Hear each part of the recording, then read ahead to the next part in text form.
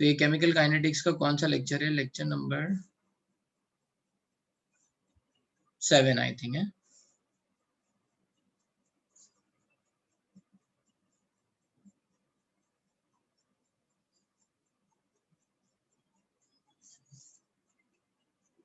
ठीक है, तो इसमें हम बात करेंगे इफ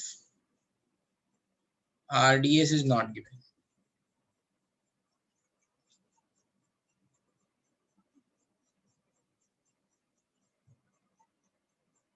है ना। अगर RDS ही पता नहीं है तो फिर हम क्या लगाएंगे? वी विल अप्लाई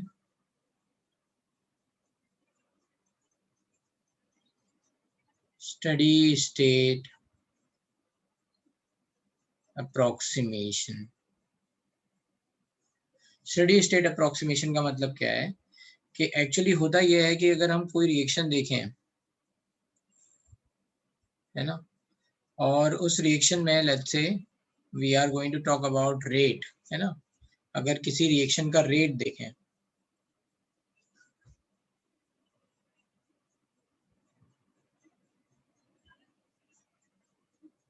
ठीक है, तो रेट ऑफ रिएक्शन शुरुआत में ये बढ़ता है, फिर उसके बाद ये ऑलमोस्ट कांस्टेंट रहता है ना, धीरे धीरे बढ़ेगा, फिर ऑलमोस्ट कांस्टेंट होता जाएगा टाइम के रेस्पेक्ट में रेट ऑफ रिएक्शन, ठीक है। एंड नहीं, रेट ऑफ रिएक्शन नहीं लिख रहे हैं, rate of let's say product formation और इंटरमीडिएट लिख रहे हैं, rate of intermediate.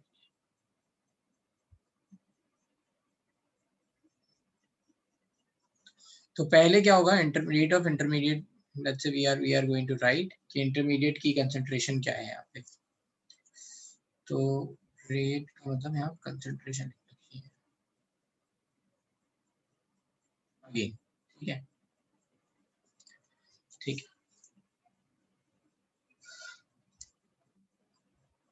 Study state approximation का मतलब यही है कि कोई भी जैसे रिएक्शन हो रही है तो उसमें शुरुआत में क्या होता है, शुरुआत में आपका जो भी इंटरमीडिएट है वो बनेगा, है ना, बहुत जल्दी जल्दी बनेगा क्योंकि रिएक्टेंट की कंसंट्रेशन ज़्यादा है तो फास्ट बनेगा।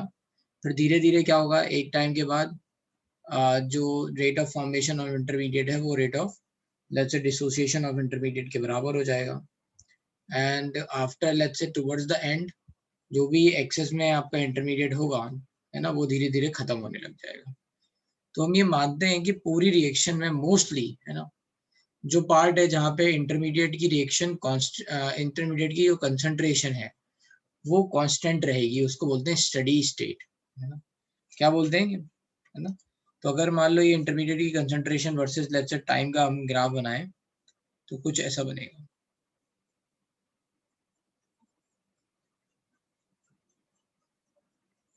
ठीक है। तो शुरुआत में जब रिएक्टेंट ज्यादा है तो जल्दी से इंटरमीडिएट बन रहा है, फिर एक टाइम के बाद ये लगभग लगभग कांस्टेंट रह रहा है और फिर towards the end it is going to let's say completed, तो ये खत्म हो रहा है। तो हम मानते हैं कि जो ये वाला पार्ट है जिसमें, है ना, कंसंट्रेशन इंटरमीडिएट की लगभग लगभग कांस्टेंट है उसको बोलते हैं स्टडी स्टेट। और rate of reaction according most of the time हम ये मानते हैं कि मोस्ट ऑफ द टाइम ये स्टडी स्टेट में रहने वाला है, इसलिए वी आर गोइंग टू से कि जो भी रेट होगा रिएक्शन का वो स्टडी स्टेट में जो रेट होगा उसके बराबर होगा, ठीक है। तो rate of reaction nothing but rate of reaction during steady state,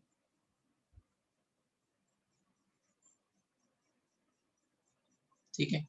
and इसमें जो रेट होगा, rate of let's say intermediate D by D T of intermediate, यहाँ पे क्या है, इंटरमीडिएट की कंसंट्रेशन लगभग लगभग कांस्टेंट है, इसका मतलब क्या है, change in concentration is with respect to time is zero, so d intermediate by D T equal to zero. ये इंपॉर्टेंट बातें हैं, दो इंपॉर्टेंट बात है स्टडी स्टेट अप्रोक्सीमेशन के लिए कि भाई जो कंसंट्रेशन ऑफ इंटरमीडिएट होगी with respect to let's say time, ठीक है, that is going to be zero, ठीक है। इसे समझ लेते हैं कि मान लो अगर रिएक्शन में स्टडी RDS नहीं दे रखा, आपको पता ही नहीं है कि पहला स्टेप है आरडीएस की दूसरा स्टेप आरडीएस है, अगर मान लो एक दो से ज्यादा स्टेप है तो तीसरा स्टेप आरडीएस है, आपको पता ही नहीं है तो आप क्या करोगे, तो आप इंटरमीडिएट के लिए है ना स्टडी स्टेट अप्रोक्सीमेशन लगाओगे और उसमें ये बोलोगे कि भाई मोस्ट ऑफ द रिएक्शन जो है उसमें जो इंटरमीडिएट का रेट ऑफ फॉर्मेशन और रेट ऑफ डिसोसिएशन है वो बराबर है, उसको बोलते हैं स्टडी स्टेट। और हम बोल देंगे कि भाई जितना जो भी रेट होगा रिएक्शन का स्टडी स्टेट में जो जो रेट होगा वही rate overall rate of reaction रहेगा। So that is approximation. We are using the approximation over here. And we are using this d by dt of intermediate is going to be 0. इतनी बात समझ में आ रही है? इसमें किसी को कोई कंफ्यूजन?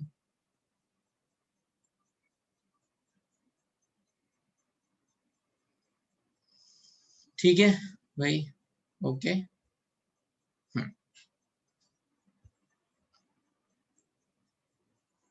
अब बस अब क्या करना है, अब आपको you just have to apply, let's say one example ले लेते हैं, ये O3 वाला, इसमें क्या हो रहा था, 2O3 is forming into 3O2, sorry not equilibrium sign, yes 2O3 is forming into 3O2, एक ओवरऑल रिएक्शन है।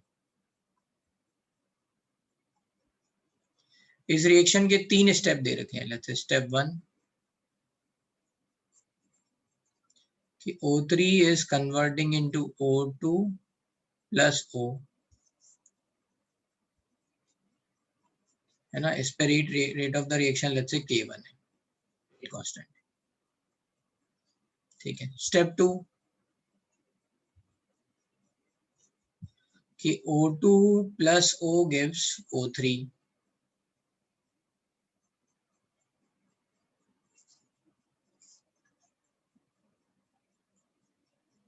and step 3 let's say O3 plus O gives 2O2। अब हमें नहीं पता इनमें से कौन सी स्लोएस्ट रिएक्शन, ये कैसे स्टेप लिखे हमने, तो अभी सेकेंड में हमने ये लिखा था O2 सॉरी O3 गिव्स, है ना, ऐसे इक्विलिब्रियम लिखा था O2 प्लस O, ये K1 हो गया, ये K2 हो गया, एंड फिर हमने लिखा था O3 plus O again gives let's say 2O2। इन दोनों रिएक्शन को अगर आप जोड़ दोगे तो इससे आपका 2O3 विल गिव 3O2, ये लिखा हुआ था, है ना। तो ये तीन स्टेप ऐसे लिखे हैं, पहला स्टेप जिसमें ये बन रहा है, दूसरा स्टेप जिसमें ये O2 plus O is forming O3 again, है ना, एंड ऐसे ये 3 स्टेप लिख दिए, समझ में आया, है ना। बट हम यहाँ ये मान नहीं रहे हैं कि इक्विलिब्रियम कुछ अटेन हो रहा है, कुछ हो रहा है ना, क्योंकि हमें पता नहीं है।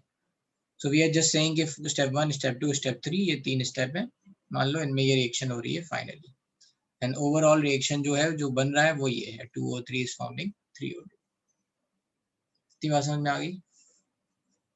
ये स्टेप कैसे लिखे ये मैंने बता दिया आपको, है ना। हमें ये नहीं पता है कि इनमें से स्टेप 1 स्टेप 2 या स्टेप 3 कौन सा आरडीएस है ना, रेट डिटरमाइनिंग स्टेप हमें नहीं पता है, ठीक है। तो अब क्या करेंगे, what we have to do, तो पहले है ना ऐसे क्वेश्चन में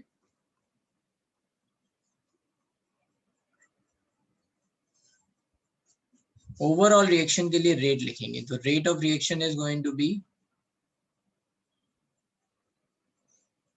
है ना, ये ओवरऑल रिएक्शन है, तो it is going to be, अगर हम देखें तो -1/2 DO3/dt, and this can also be equals to 1/3 DO2/dt, है ना। ये ओवरऑल रिएक्शन है, तो हमें पता है रेट ऑफ रिएक्शन, है ना, स्टोइकियोमेट्रिक कोफिशिएंट से डिवाइड करके ये आ सकता है, तो रेट ऑफ रिएक्शन ये होगी, या तो ये या ये। सो इसका मतलब ये है कि ओवरऑल अगर हम कैसे भी DO3/dt निकाल लें तो हम रेट ऑफ रिएक्शन निकाल लेंगे, या फिर हम DO2/dt निकाल लें तो हमें रेट ऑफ ओवरऑल रिएक्शन मिल जाएगी, है ना। 1/3 DO2/dt is nothing but rate of the reaction. तो हमारा जो चैलेंज है वो ये है कि हमें DO3/dt या DO2/dt निकालना है, तो हम मान लेते हैं let's say over year DO3/dt निकाल लेते हैं, ठीक है। अब देखते हैं यहाँ पे, तो DO3/dt हर स्टेप में क्या होगा, है ना,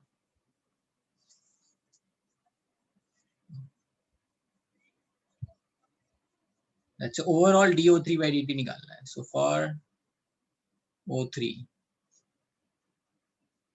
DO3 by dt is going to be, देखो इस रिएक्शन में फर्स्ट स्टेप में ये O3 खत्म हो रहा है, कंज्यूम हो रहा है ना, इसमें ये खत्म हो रहा है, तो किस रेट से खत्म हो रहा है, तो we will be writing minus K1 O3, है ना। अगर इस रिएक्शन के हिसाब से देखें है ना, तो यहाँ पे क्या लिखते हैं, DO3 by dt minus DO3 by dt equals to K1 O3, तो DO3 बाई dt क्या हो जाएगा, माइनस K1 O3, ठीक है।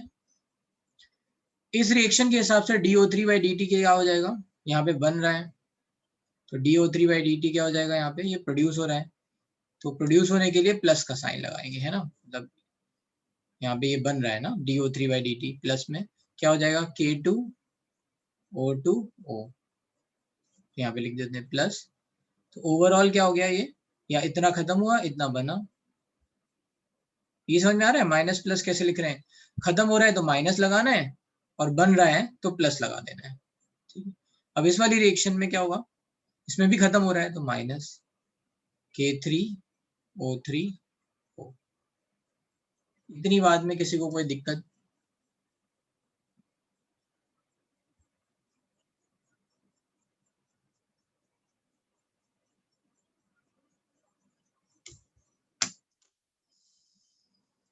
ये कैसे लिखा हमने, अगर मान लो कोई भी रिएक्शन है ना दे रखी हो दो, जिसमें कोई भी ऐसी स्पीसीज हो जो एक रिएक्शन में लेट्स से बन रही हो, दूसरे में खत्म हो रही हो, तो नेट ओवरऑल रेट कैसे लिखेंगे, तो बोलेंगे देखो फर्स्ट रिएक्शन में इस रेट से खत्म हो रही होगी, है ना, सेकंड रिएक्शन में इस रेट से बन रही होगी, और थर्ड रिएक्शन में इस रेट से अगेन खत्म हो रही होगी, तो नेट आपका ये आ गया। K3 माइनस क्यों आया, क्योंकि भाई इसमें O3 खत्म हो रहा है ना,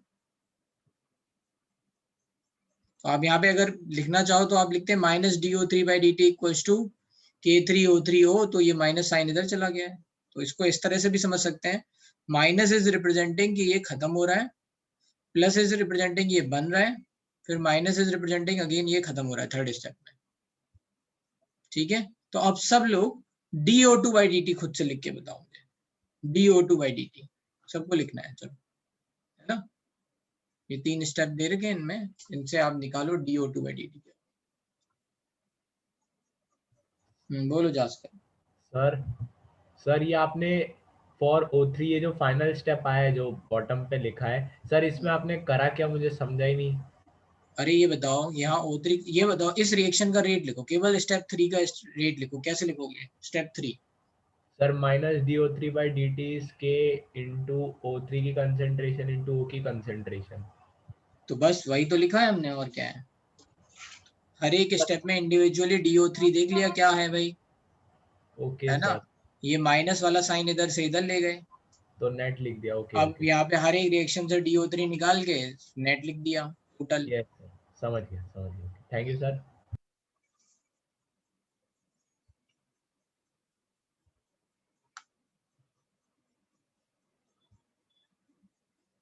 ठीक है।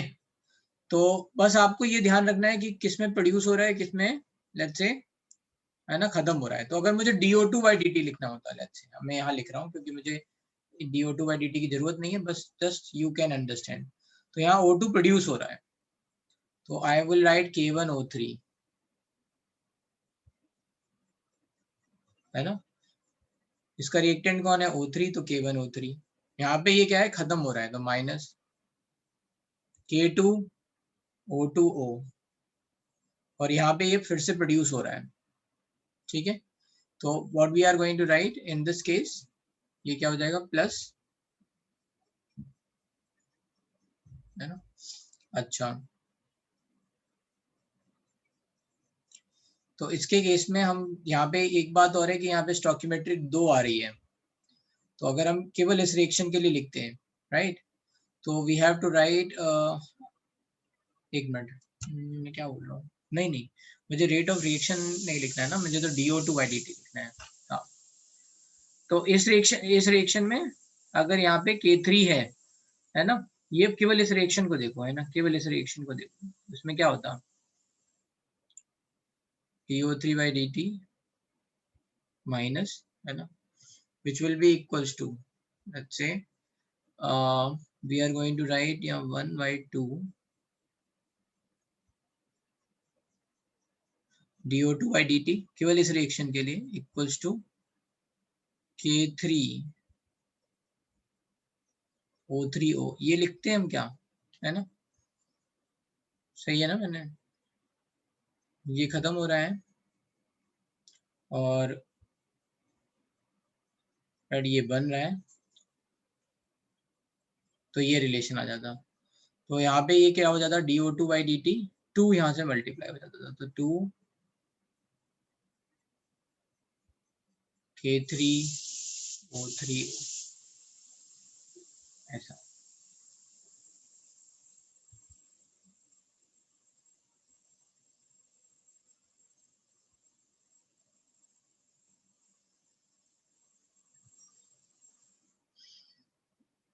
ठीक है, सबको आगे ये समझ में ये कैसे स्टेप्स लिख रहे हैं। पहले आप रेट ऑफ रिएक्शन लिख लो और रेट ऑफ रिएक्शन लिखने के बाद DO2 by dt जो भी आपको बोला गया वो निकाल लो।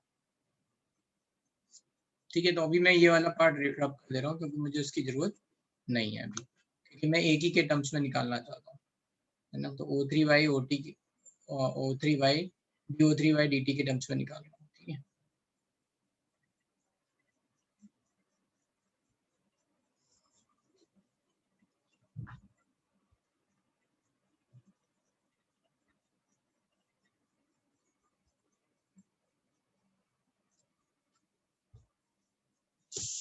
ठीक है। अब इसमें एक प्रॉब्लम है, इसमें प्रॉब्लम ये है कि ये ऑक्सीजन की कंसंट्रेशन फिर से, है ना, यहाँ पे आ रही है, इसको कैसे भी हटाना पड़ेगा तभी वी कैन राइट, है ना, तभी हमें कोई रिलेशन मिल पाएगा। तो अब क्या करें, ठीक है, एक इक्वेशन और स्टडी स्टेट अप्रोक्सीमेशन लगाएंगे, DO by dt की वैल्यू 0 लिखेंगे, है ना। तो फॉर स्टडी स्टेट अप्रोक्सीमेशन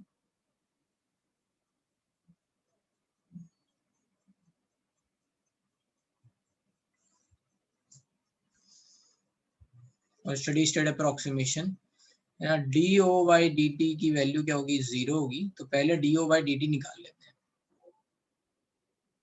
तो पहले स्टेप में ये इंटरमीडिएट बन रहा है, यहाँ खत्म हो रहा है और यहाँ पे भी खत्म हो रहा है। So this is going to be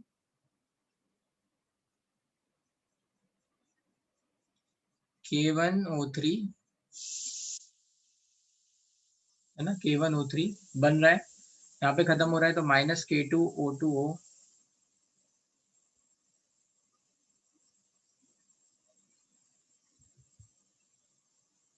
minus K3O3O and which will be equals to 0, ये 0 हो जाएगा।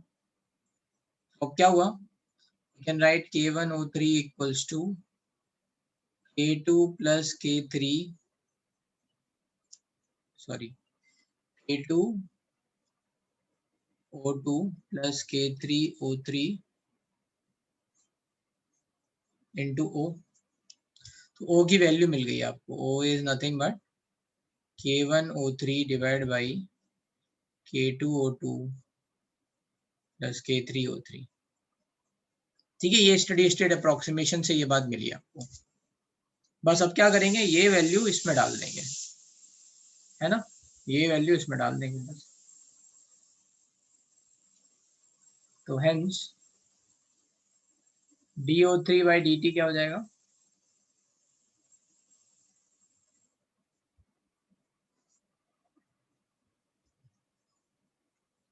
Minus K1O3 plus K2O2 K1O3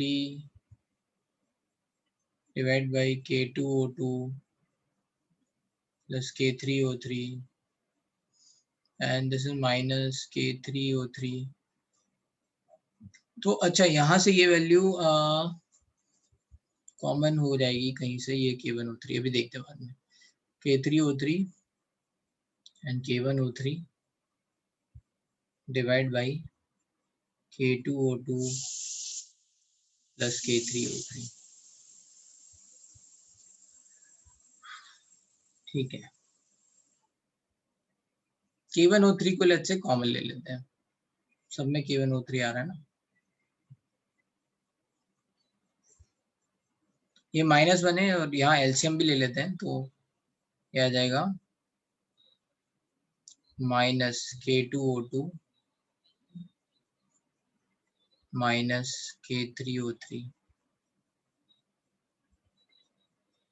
है ना।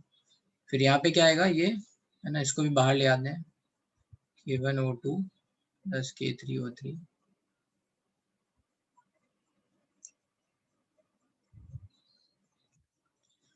और यहाँ पे क्या आएगा ये +K2O2 + K3O3, sorry -K3O3।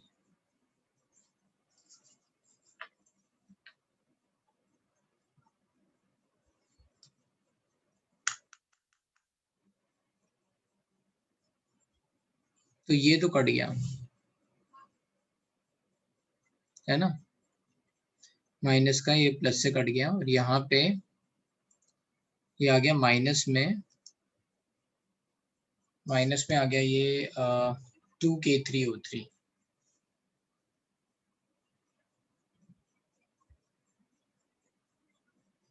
-2K3 and K1O3 square divided by K1O2 + K3O3। ठीक है, ये एक्सप्रेशन आ गया, K3 K1, है ना, ये दोनों -2 हो गया, दोनों ऐड हो गया, और यहाँ पे आ गया तो ये और O3 का मल्टीप्लाई हो गया तो O3 स्क्वायर आ गया, ये कुछ आ गया। अब हमें क्या चाहिए, हमें रेट ऑफ रिएक्शन के लिए क्या चाहिए, -12 DO3/dt, तो बस -12 से मल्टीप्लाई कर देंगे इसको, है ना। रेट ऑफ रिएक्शन क्या हो गया,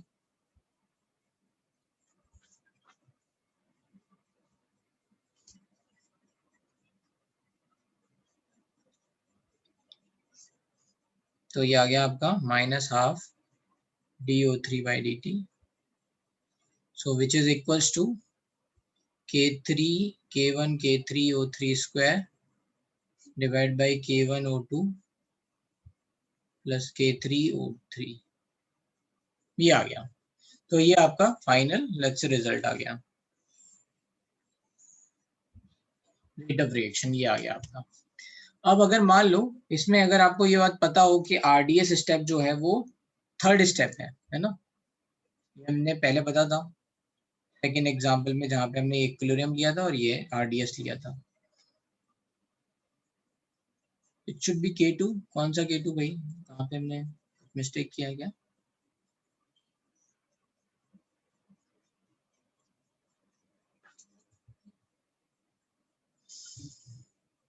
ये, हाँ ठीक है, ये K2 है, यस K2, ठीक है।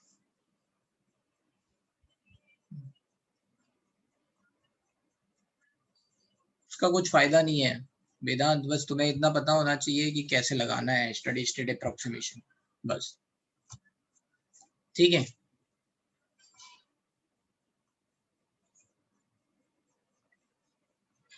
अगर कभी लगाना पड़ जाए तो पता होना चाहिए, बाकी तो कुछ ऐसा कोई क्वेश्चन नहीं पूछ रहा है आपसे, पता होना चाहिए इसलिए बता रहे हैं।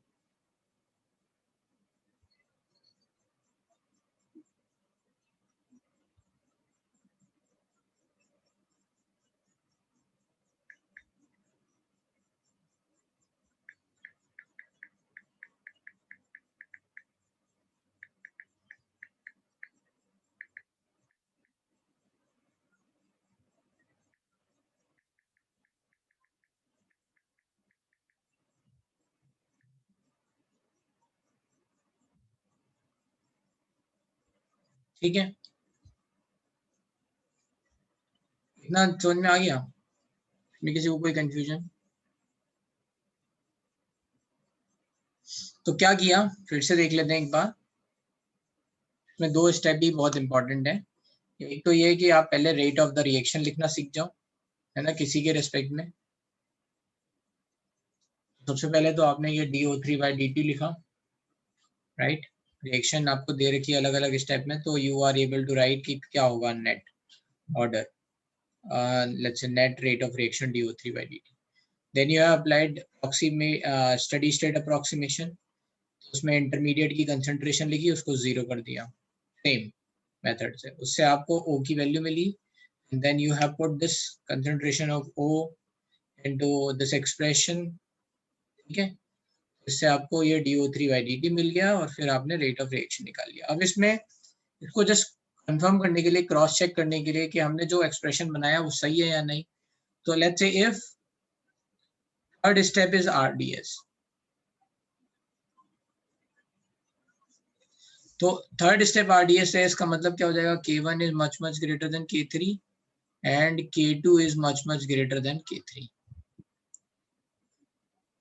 K3 सबसे कम होगा, है ना, धीरे होगा, क्योंकि RDS स्टेप है, तो बस we can apply hence K2O3, है ना, we can let's say K2O2 के टर्म्स में हम we can say this is much much greater than K3O3, तो इसको क्या करेंगे, निगलेक्ट कर देंगे, या फिर इसको ऐसे भी समझ सकते हो कि मान लो, है ना, हमने इसको इस पूरे एक्सप्रेशन को K3O3 से डिवाइड कर दिया, राइट, नहीं K3O3 से नहीं, क्या कहना चाह रहे हैं, हमें K3 जो है ना वो निगलेक्ट करना है, ठीक है, तो K3 से डिवाइड कर दिया लेट्स से, तो K3 से डिवाइड करेंगे तो ये K2/K3 आ जाएगा और ये आ जाएगा केवल O3, राइट। तो यहाँ पे कुल मिला के आप ऐसे समझ सकते हो कि ये जो टर्म है ना, K2/K3 वाला जो टर्म है, let's say what I am trying to say is कि अगर K3 से डिवाइड कर दो तो K1O3 square divide by K2/K3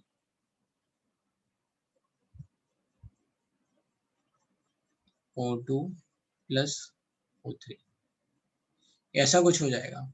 तो ये टर्म बहुत ज्यादा हो जाएगा क्योंकि K2 is much much greater than K3 है, तो इस कंसंट्रेशन टर्म्स के कंपैरिजन में इस O3 को नेग्लेक्ट कर देंगे, कैसे भी समझ लो, मतलब ये वाला पार्ट अगर नेग्लेक्ट हो जाएगा तो क्या आ जाएगा, hence which is equals to K1O3 square divide by K2O2 divide by K3, बस इसको ऊपर ले जाओ तो ये क्या हो गया आपका K1K3/K2O3 स्क्वायर O2 की पावर -1, ठीक है, ये एक नया rate constant let's say K लिख देंगे हम, फाइनल जो रेट ऑफ द रिएक्शन आ जाएगा वो आ जाएगा O3 स्क्वायर O2 की पावर -1, यही आपको आंसर मिल रहा था जब आपने RDS आपको पता था।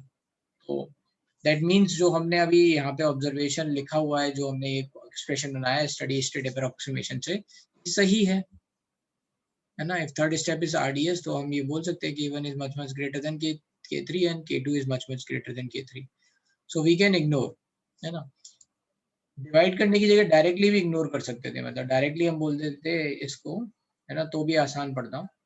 Let's say we are going to से कि K3O3 जो है ना वो K2O2 के कंपैरिजन में काफी छोटा है ना, hence we can write K2O2 is much much greater than K3O3, इसको नेग्लेक्ट कर दिया तो क्या बना, K1K3O3 square divide by K2O2, बस ये डायरेक्टली आ गया K1K3/K2O3 स्क्वायर O2 की पावर -1, तो इससे वही आंसर मिल गया जो पहले हमने आंसर देखा हुआ है, मीन्स जो हमने स्टडी स्टेट अप्रोक्सीमेशन है वो सही लगाया है, आंसर हमारा सही है। समझ में आ गया भाई, किसी कोई डाउट लिख लो इसको।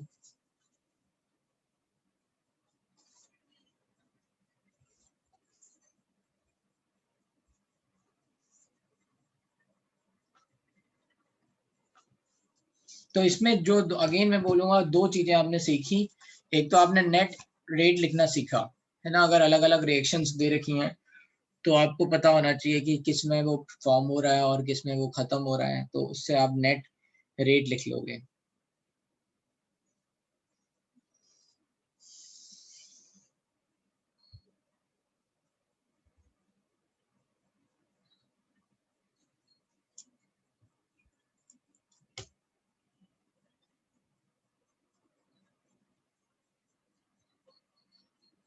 चलो ये तो हो गए ऑल टाइप्स ऑफ मैकेनिज्म, अब जब जो लास्ट पार्ट बचा है वो है complication in first order reactions, तो वो देख लेते हैं केसेस।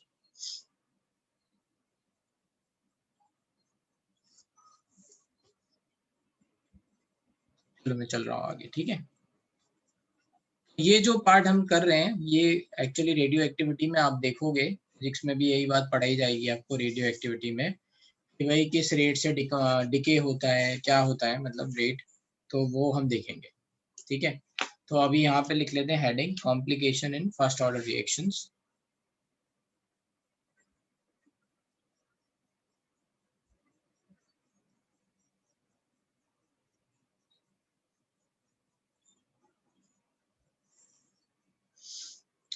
ठीक है, ये हम कहाँ पे भी देखेंगे, फिजिक्स में रेडियो एक्टिविटी में देखेंगे।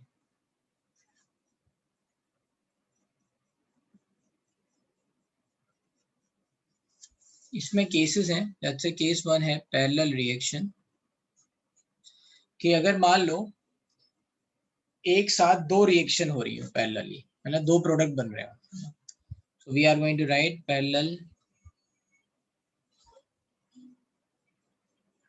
first order reaction।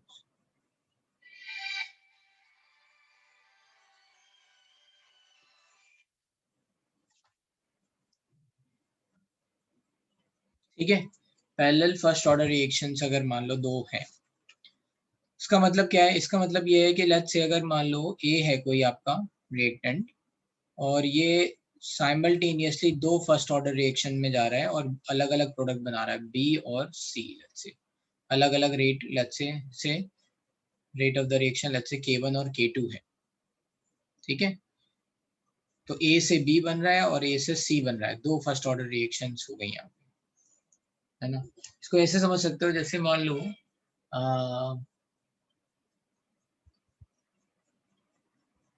जैसे मान लो ऑर्गेनिक केमिस्ट्री में आप देख रहे हो कि एक ही रिएक्टेंट RX से दो अलग अलग प्रोडक्ट बन रहे हैं, जिसमें एक जगह E1 रिएक्शन हो रही है और एक जगह SN1 मैकेनिज्म हो रही है, पैरेलल रिएक्शंस हो रही है। समझ में आई मेरी बात, है ना, कि पॉसिबिलिटी ऑफ SN1 के साथ साथ E1 भी होती है, तो दोनों मान लो रिएक्शंस हो रही है, तो दो ऐसा पैरेलल फर्स्ट ऑर्डर रिएक्शन हुई, ठीक है।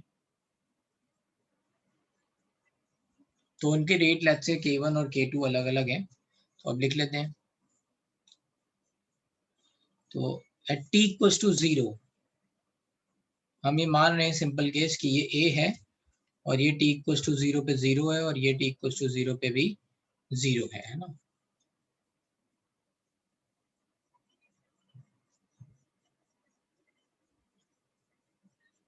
मैं यहाँ t इक्वल्स टू 0 नहीं लिखते हैं, 0 0, और यहाँ पे t equals to let's say t पर ये a minus x minus y है, तो माइनस एक्स है ना, इधर खत्म हुआ तो ये x बना और ये y बना, ठीक है।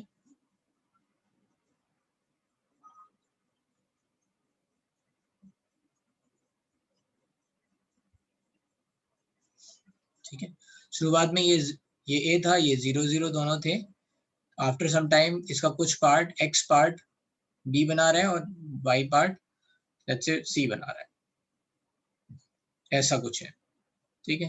तो इसके बारे में हमें लेट्स से लिखना होगी, बताओ बी पे क्या कंसंट्रेशन होगी, सी में क्या कंसंट्रेशन होगी, है ना, और कितने % कोई रिएक्शन जारी होगी, है ना।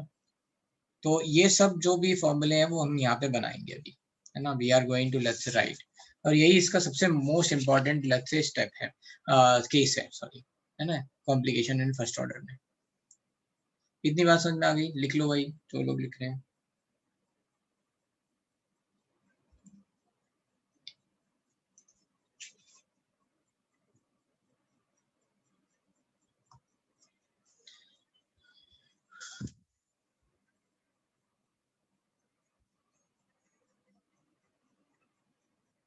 ठीक है, लेट्स से ना वी कैन राइट सॉल्यूशन यहाँ पे, अगर हमें dv by dt लिखना होगा तो what is going to be dv by dt, dv by dt is nothing but, है ना, हम यहाँ पे लिख सकते हैं इस रिएक्शन के हिसाब से A इज फॉर्मिंग B, तो that's why dv by dt is nothing but बन रहा है K1A, एंड अगर हमें dc by dt लिखना है then what we can write कि सेकंड वाली रिएक्शन के हिसाब से, तो यहाँ पे K2A, है ना। और अगर हमें dA by dt लिखना होगा तो minus D A by D T, D A by D T या मान लो D A by D T लिखना है, हम बोलेंगे ये फर्स्ट रिएक्शन में खत्म हो रहा है ना, और सेकंड रिएक्शन में भी खत्म हो रहा है। फर्स्ट रिएक्शन में कैसे खत्म हो रहा है, माइनस K1A से, सेकंड रिएक्शन में भी खत्म हो रहा है तो माइनस यहाँ पे लिख लिया K2A से। ठीक है, हमें इसको सॉल्व करके B की कंसंट्रेशन निकालनी है, इसको सॉल्व करके C की निकालनी है, और इसको सॉल्व करके हमें एक रिलेशन निकालना है। ये बात हमने लिख ली पहले। तो सबसे पहले रेट लिख ली है, इसमें किसी को कोई दिक्कत? तो क्या मिल गया मुझे, minus D A by D T equals to K1 plus K2 A. Let's say for the time being we are going to write कि K1 plus K2 is nothing but K effective, है ना। Overall reaction के लिए let's say we are going to say कि A जो है ना वो K1 plus K2 rate constant, इसके लिए हम बात बोल सकते हैं कि जिससे ये डिके हो रहा है ना। इतनी कोई दिक्कत यहाँ तक? हाँ ना बोल दो।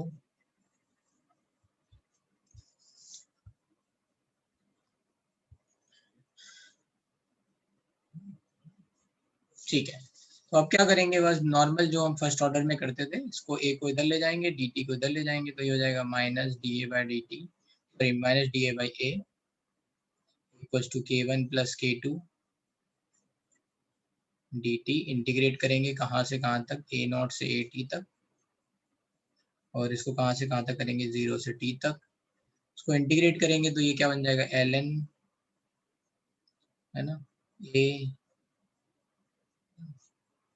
ए naught to A T minus, and ये क्या हो जाएगा आपका K1 प्लस K2, है ना, t। नॉर्मल जैसे पहले आता था वैसे ही आ गया ये फर्स्ट ऑर्डर वाले के हिसाब से। तो बस यहाँ से मिल गया हमें formula K1 plus K2t is nothing but ln A naught by AT, और you can write AT, है ना। एक तो ये मिल गया फॉर्मूला, हमने फर्स्ट ऑर्डर में देखा था, है ना, सिंपल फॉर्मूला वैसे ही है। ठीक है, इसमें सी डालेंगे माइनस साइन के साथ, तो A naught by AT equals to K1 plus K2 by T हो जाएगा। और you can write let's say AT equals to, अगर AT निकालना होगा तो क्या हो जाएगा, AT equals to, AT की वैल्यू अगर हम निकालेंगे तो ये उल्टा करेंगे तो माइनस साइन, और ये हो जाएगा आपका A नॉट e की power minus K1 plus K2t। ये और निकल गया, है ना। ये पहले जैसे हमने फर्स्ट ऑर्डर में निकाले थे वैसे ही हमने यहाँ निकाल दिया। ठीक है,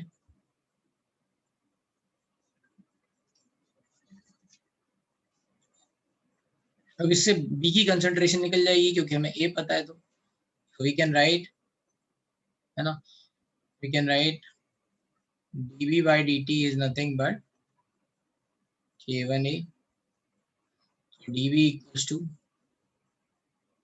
K1A dt। इंटीग्रेट करेंगे 0 से B तक, इंटीग्रेट करेंगे 0 से T तक, तो ये क्या हो जाएगा, है ना। अच्छा, ये जो A है ये क्या है आपका AT, है ना, किसी भी टाइम पे, है ना, T पे क्या है AT, है ना, ये वाला A, इसको लिख देंगे हम। तो ये तो हो जाएगा B इक्वल्स टू, B की कंसंट्रेशन इक्वल्स टू, यहाँ क्या हो जाएगा 0 से T K1 A नॉट, अभी हमने यहाँ पे लिखा है ये east to power minus K1 plus K2T dt, बस। ठीक है, तो ये तो कांस्टेंट है, इसको बाहर ले लेते हैं। ए नॉट को हम A लिख लेते हैं अभी। ठीक है, मैंने शुरुआत में क्या लिखा था, A not is A।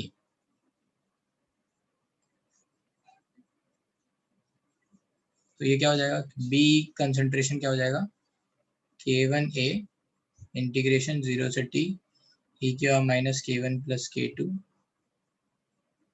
T dt। इसको इंटीग्रेट करेंगे तो वही है, अगर आप इसको इंटीग्रेट करेंगे तो ये नीचे आएगा, तो this is going to B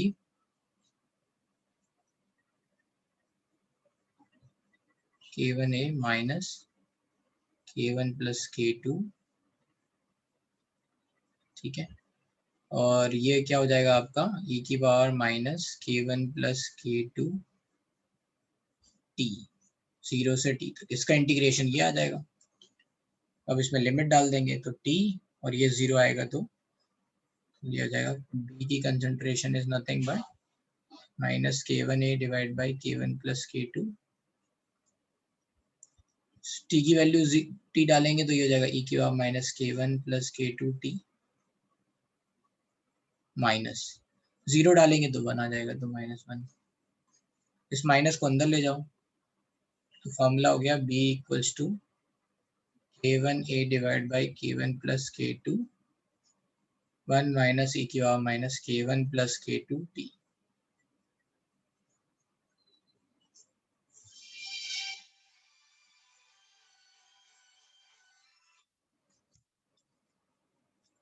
ठीक है, ये आपको b की कंसंट्रेशन मिल गई किसी भी पॉइंट पे। इसी तरह से अगर आप c की कंसंट्रेशन निकालेंगे तो similarly we are going to write dc by dt is nothing but k2a, तो c की कंसंट्रेशन ऐसे निकल जाएगी जैसे हमने निकाला, वो आएगी k2a divide by k1 plus k2, केवल अंतर कितना आएगा यहाँ पे k2 आ जाएगा इसी एक्सप्रेशन में, 1 माइनस e की power minus k1 plus k2 t, तो ये c की कंसंट्रेशन आ गई।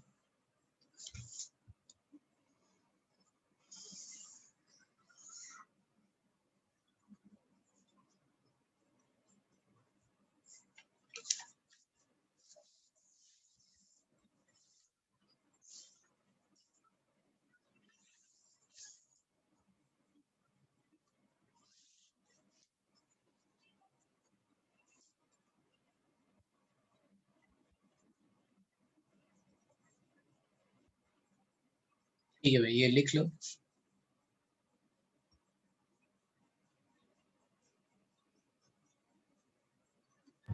सर स्टेप नंबर सेकंड से थर्ड में कैसे गए सर?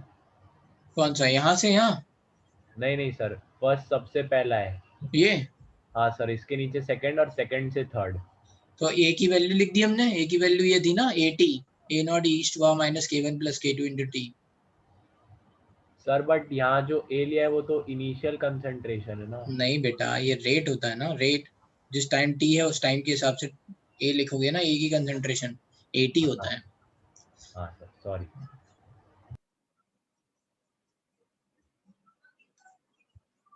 और कोई डाउट?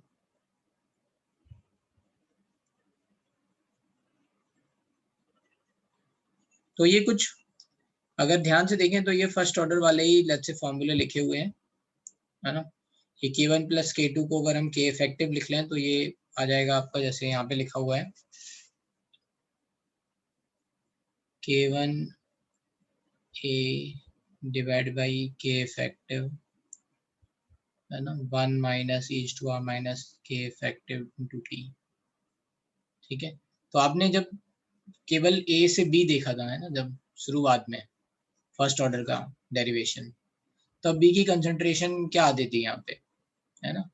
तो वो उस कंसंट्रेशन में बस यहाँ पे राइट ये ऐसे ही कुछ फॉर्मूला बनता था, राइट, माइनस के इफेक्टिव वाला फॉर्मूला आपका बनता था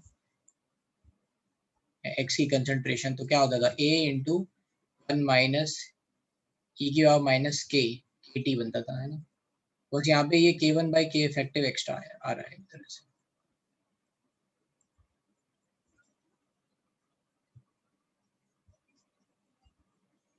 इंटीग्रेशन नहीं समझ में आया? जिनको इंटीग्रेशन नहीं समझ में आया वो क्या करें, यहाँ पे इसको k1 प्लस k2 t को x मान लें, है ना, k1 प्लस k2 t को सब्स्टिट्यूशन करके देख लें, t is x, let's say, या फिर माइनस भी ले लो साथ। तो बस इसका डिफरेंशिएशन, इसको डिफरेंशिएट करो तो dt के minus k1 plus k2 dt equals to क्या हो जाएगा dx, तो dt equals to minus dx by k1 plus k2। बस ये वैल्यू यहाँ रख दो।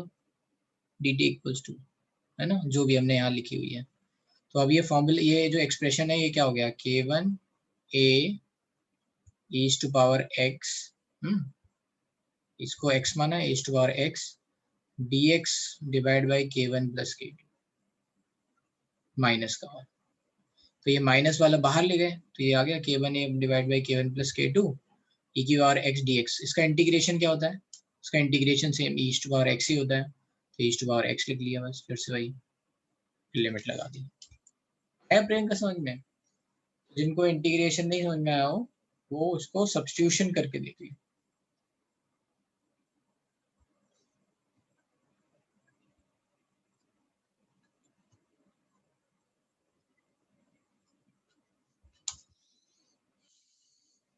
देखो इसमें ये जो रिजल्ट हैं इससे भी इंपॉर्टेंट रिजल्ट्स कुछ और हैं जिनको हम यहाँ याद रख सकते हैं, देख लेते हैं अभी।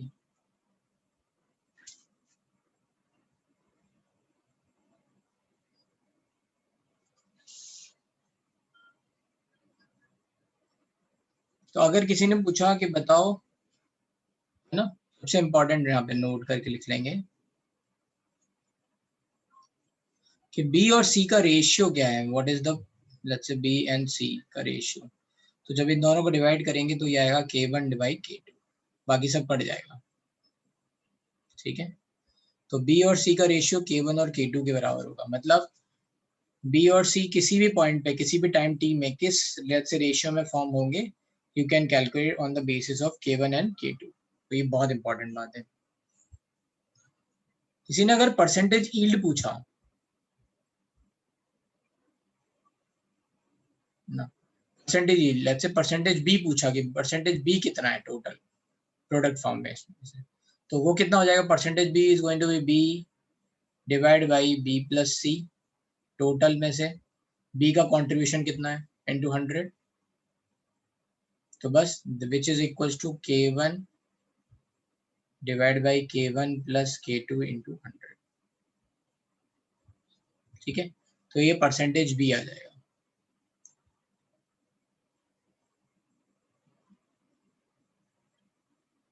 है ना। किसी ने पूछा परसेंटेज सी कितना बना, मान लो सी का कंट्रीब्यूशन कितना है, right. So you will be saying कि ये क्या हो जाएगा, k2 by k1 plus k2 into 100।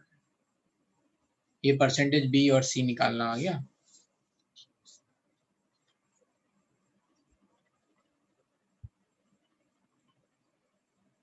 ठीक है,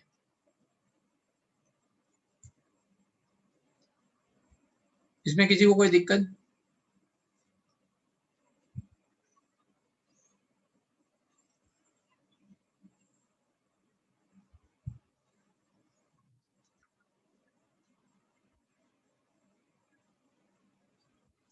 ठीक है, अब अगर बात आती है इसमें, बच्चे अगर कोई कहता है कि इफेक्ट हाफ लाइफ क्या होगी, है ना, what is going to be half life of this reaction.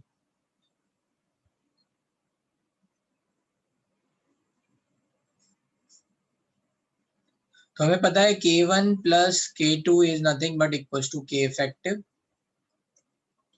तो ln2 by t1 plus ln2 by t2 is nothing but ln2 divided by t effective, where t1 is half-life of B, half-life, let's say half-life of first reaction, let's say we can say t2 is half-life of second reaction, and t effective is, you know, effective, let's say half-life of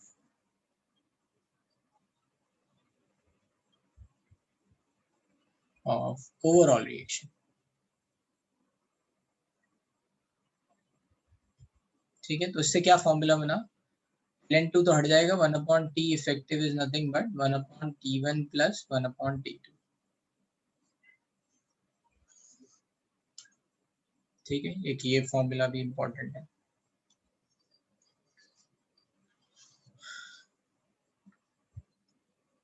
बोलो भाई। हाँ Dhvani. Hello sir. तो यहाँ पे first reaction मतलब formation of B. B, yes, formation of B. Okay sir, thank you sir.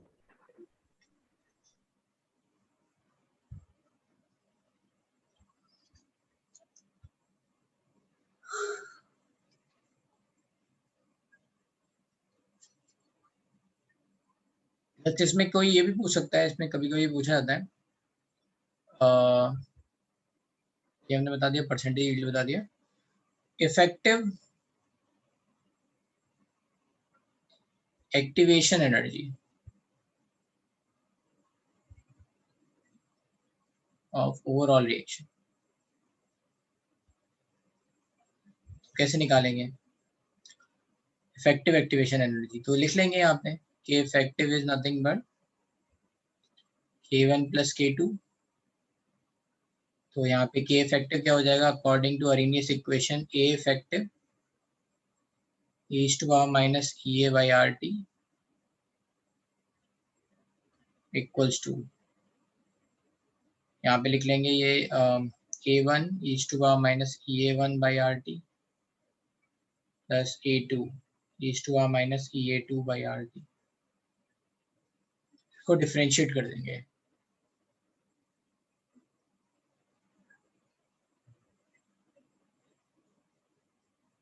with respect to temperature T।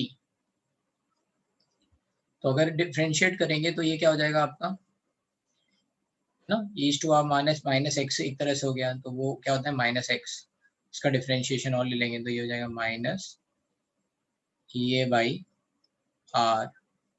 T का होगा तो टी का क्या होगा, टी के बाद -1 तो प्लस हो गया R T square. A effective is to power minus E A by R T equals to E A 1 by RT square.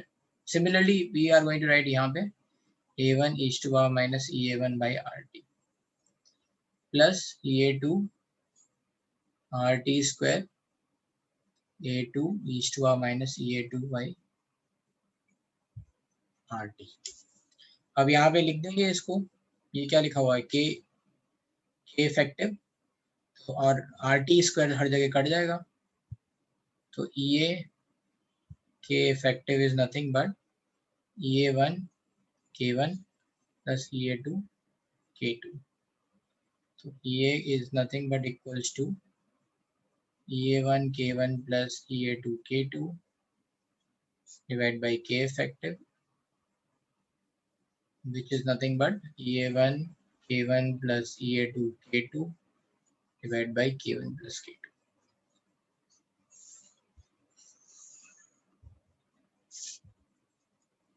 ठीक है, ये फॉर्मूला बन गया। ये ओवरऑल रिएक्शन का लेट्स से है ना एक्टिवेशन एनर्जी आ गया।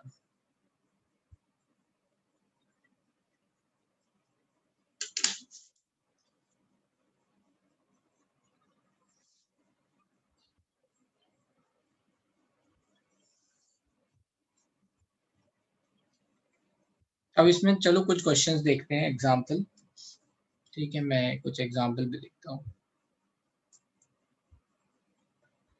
तो उससे आपको आइडिया लगेगा कैसे क्वेश्चंस आते हैं।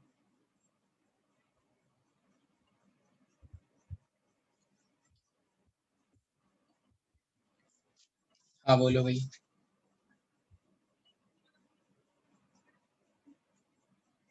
सर एक बार वो परसेंटेज यील्ड वाले फॉर्मूला पे चलो ना प्लीज।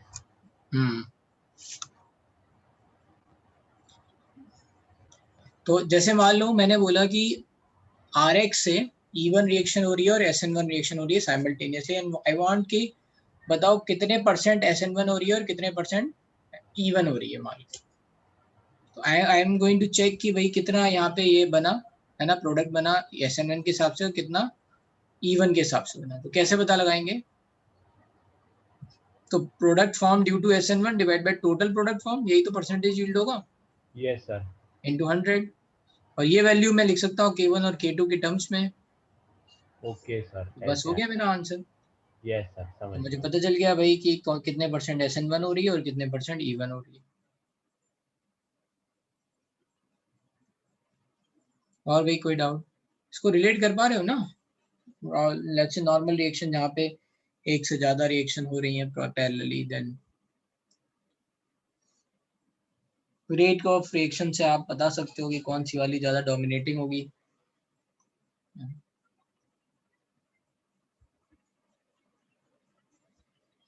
अमन समझ में आ रहा है? कोई डाउट नहीं पूछ रहे थे?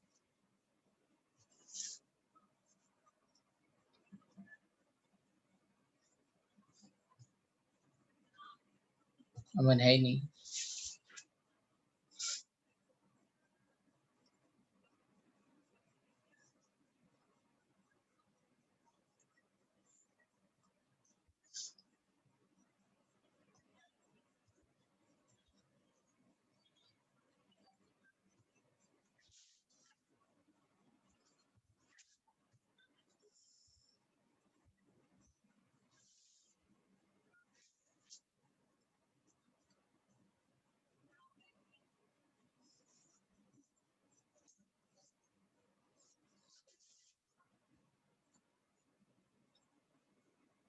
चलो एनीवे, और कोई डाउट?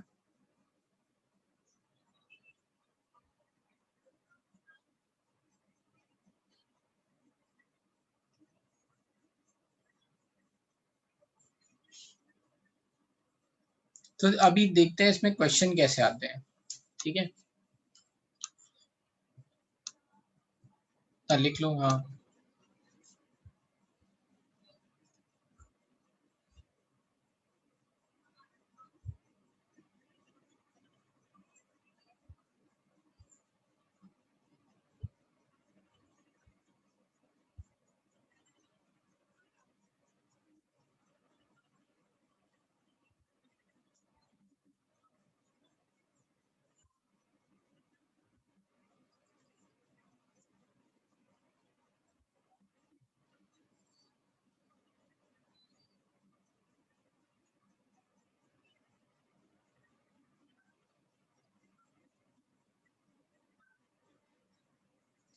पहला क्वेश्चन मैं लिख रहा हूँ, लेट्स से इस पे बेस्ड क्वेश्चन दिया है कि A gives B and A gives C, percentage yield of B is 60%, ना, ये गिवन है। and if T half of A to C is 12 hours, है ना, ये दे रखा है कि ये 12 hours है, तो find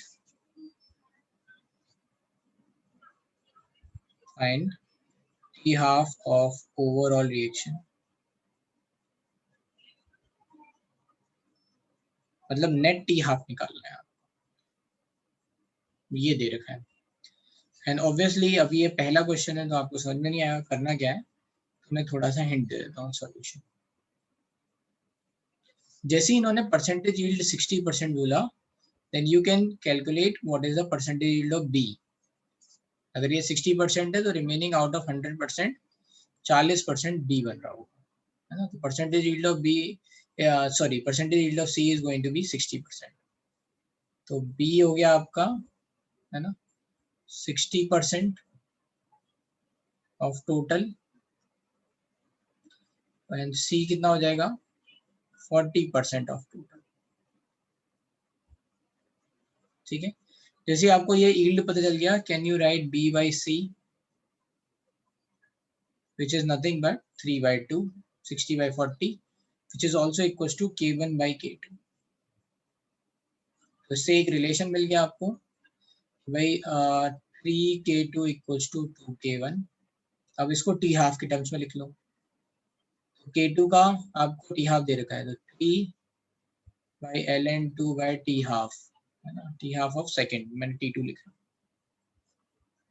equals to 2ln2t1। ln2 तो कट जाएगा, ये टी हाफ दे रखा है आपको कितना, 12 आवर्स, तो 3/12 इक्वल्स टू 2/T1, तो ये कितना आया, से ये कट गया 4, ये 8, T1 की वैल्यू आ गई 8 आवर्स। अब आपको T1 नहीं चाहिए, आपको चाहिए ओवरऑल। ओवरऑल के लिए क्या लिख लेंगे, तो 1/T effective is 1/T1 plus 1/T2. Then you can write 1/8 plus 1/12. We will take the LCM 24. 3 plus 2 effective आ जाएगा आपका 24/5, 4.8 hours। ठीक है,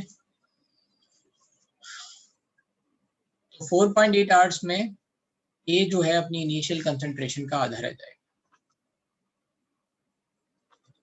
ठीक है, तो एक तो क्वेश्चन ऐसे ही आ सकते हैं जिसमें कुछ परसेंटेज यील्ड के टर्म्स में दे रखा हो, तो आप K1/K2 तुरंत निकाल लोगे, and then you can calculate T1 T2 और फिर आपको T इफेक्टिव मिल जाएगा। ठीक है, एनी डाउट भाई? प्रियंका, कोई डाउट है यहाँ पे?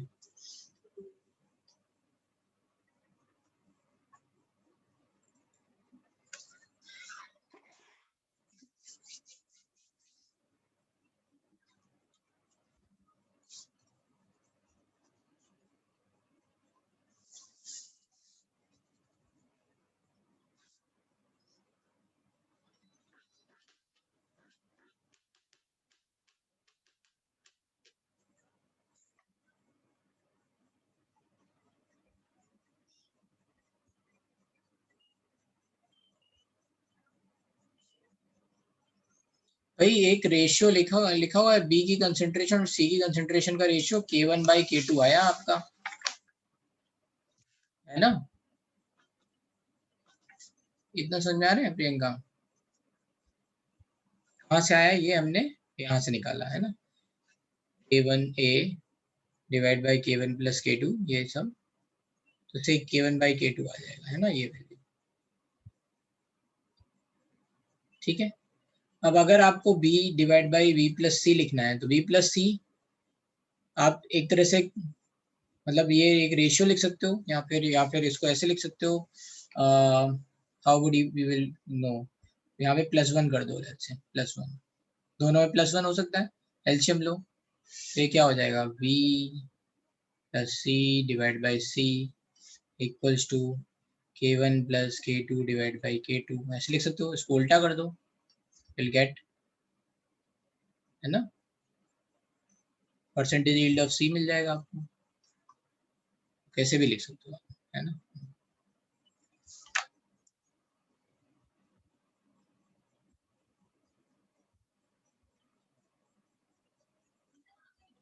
चलते हैं आगे, एक और क्वेश्चन देखते हैं।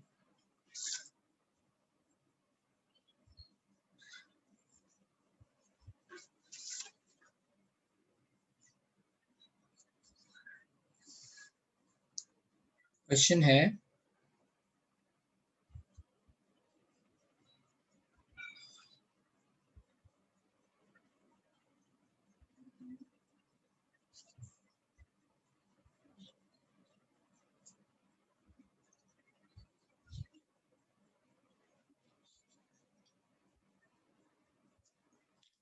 let's say A gives 2B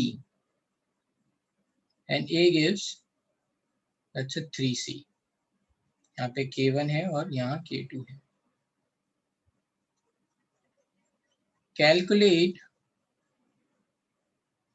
time at which AT equals to BT equals to CT।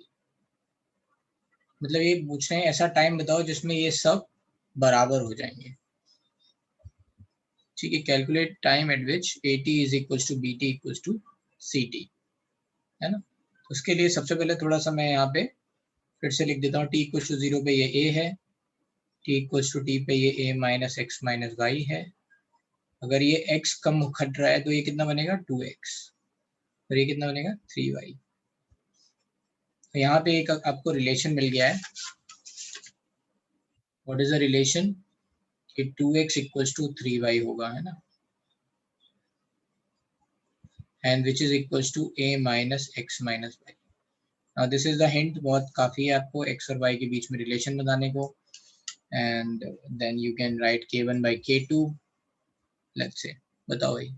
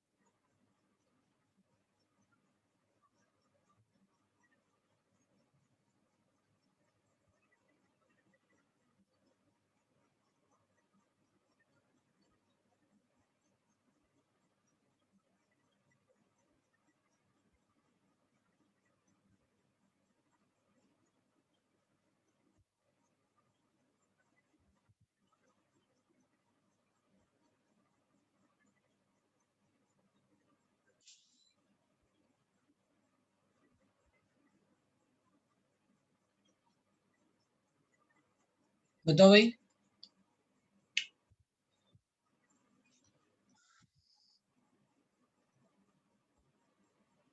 Answer नहीं आया अभी तक.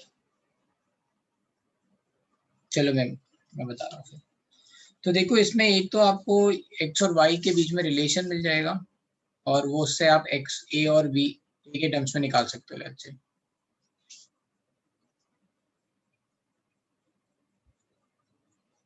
ठीक है, करेक्ट करेक्ट करेक्ट.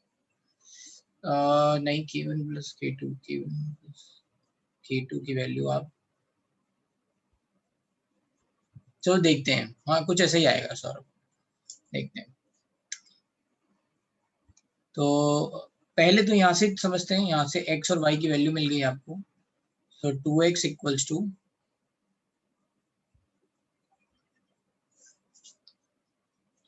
3y, तो x इक्वल्स टू 3/2y.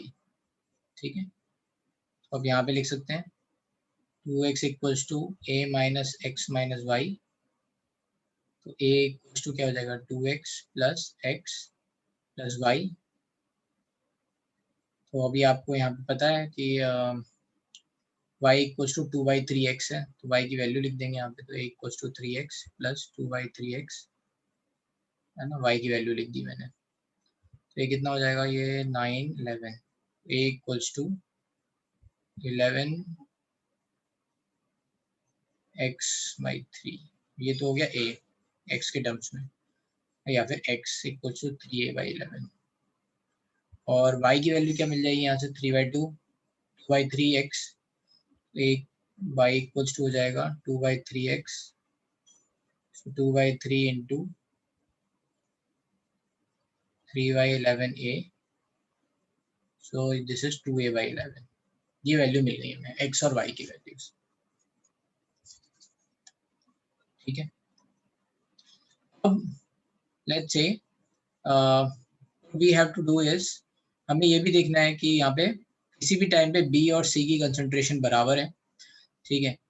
तो b की वैल्यू हम कैसे लिखेंगे, है ना, तो we are going to write, इसमें बस यही ध्यान रखना है इस स्टोकियोमेट्री से क्या फर्क पड़ेगा, है ना, 2 और 3 से ये क्या फर्क पड़ेगा। तो we can write 1/2 dB/dt equals to k1a, तो dB/dt इक्वल्स टू 2k1 है ना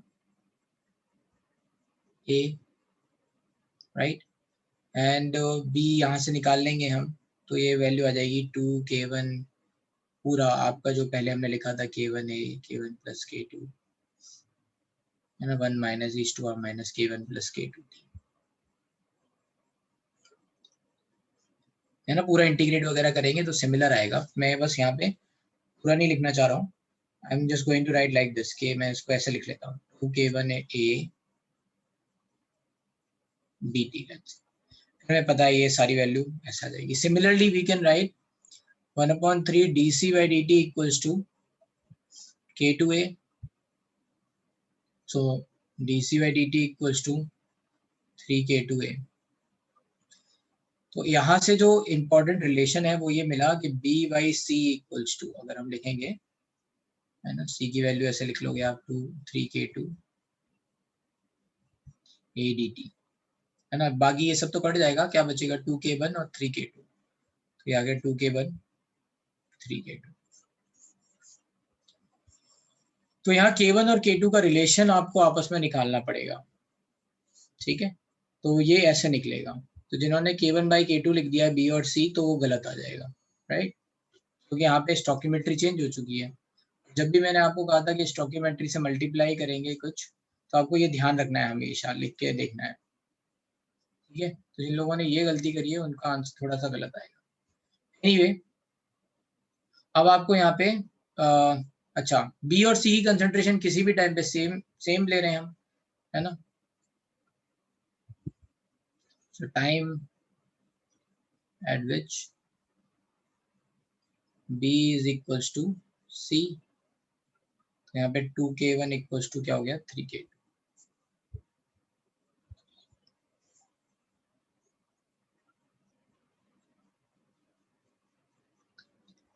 बस आप जैसे ही आपको ये पता चल गया, आप के इफेक्टिव निकालोगे, के इफेक्टिव क्या होगा, के इफेक्टिव अच्छे, तो के इफेक्टिव क्या है k1 प्लस k2, ठीक है। तो बस इससे आपको वैल्यू मिल जाएगी, एक के टर्म्स में मिल जाएगी, राइट।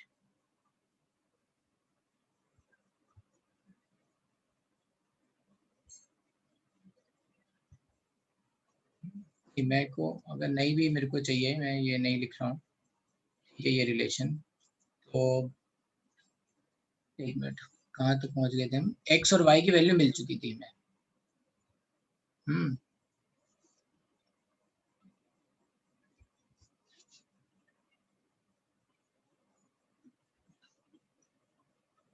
तो मैं इसको कैसे निकालूं, टी को, फॉर्मूला मेरा जो है ए नॉट वाला फॉर्मूला जो है मैं वो लिख लेता हूँ।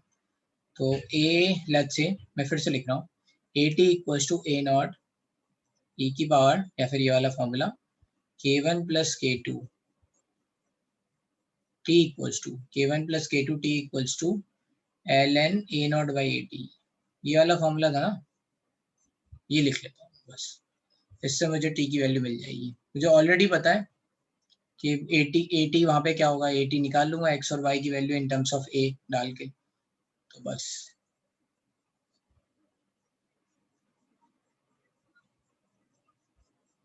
अगर मैं ये नहीं भी करता हूँ है ना K1, और अगर मान लो फॉर्मूला मुझे K1 और K2 के टर्म्स में लिखना है तो मुझे ये करने की जरूरत नहीं पड़ेगी, सॉरी है ना, ये सब नहीं करने की जरूरत पड़ेगी। ये बस मुझे रिलेशन K1, अगर मान लो फॉर्मूला K1 और K2 के टर्म्स में दे रखा है तो उसके लिए इसके लिए निकालने के लिए जरूरत पड़ेगी, बाकी हम नहीं भी निकालेंगे तो चलेगा। ठीक है, तो टाइम ये हटा दो, राइट, चलो ये रहने देते हैं, यहाँ से देखते हैं फिर से। तो आपको ये पता चल गया x और y की रिलेशन, x is nothing but 3a/11, y is nothing but 2a/11, बस देख लेते हैं। तो from let's say concentration of a,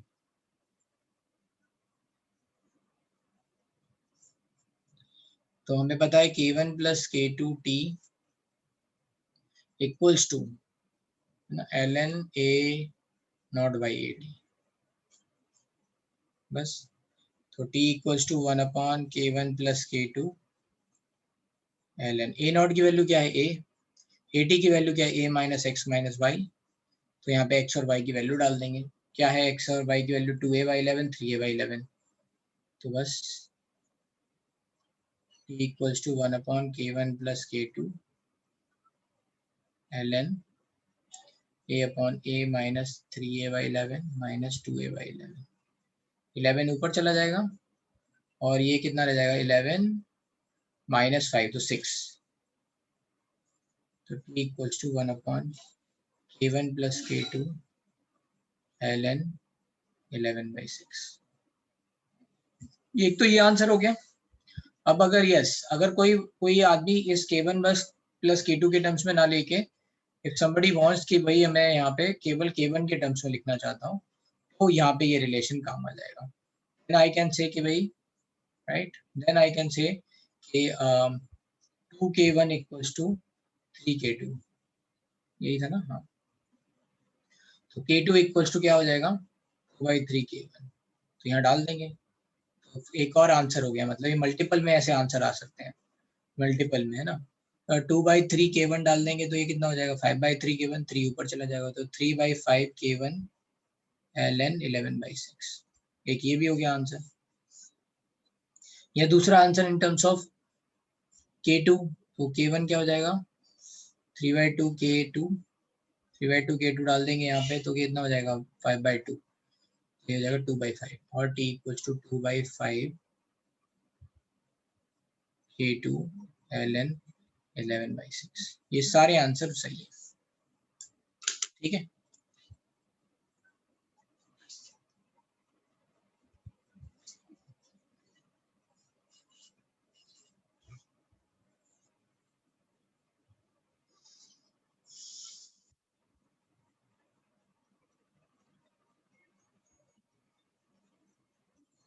कोई डाउट यहाँ पे?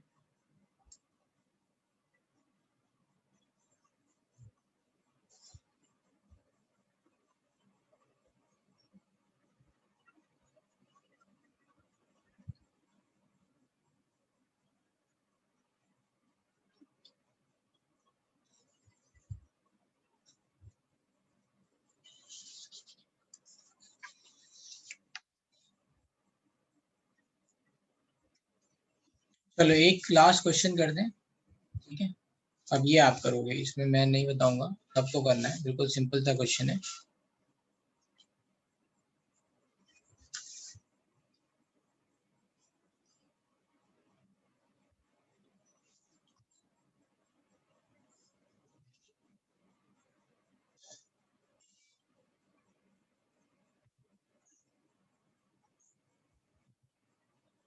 अच्छा 2b3c, K1 की वैल्यू दे रखी है 2 × 10⁻⁵ और K2 की वैल्यू दे रखी है अच्छा 6 × 10⁻⁵,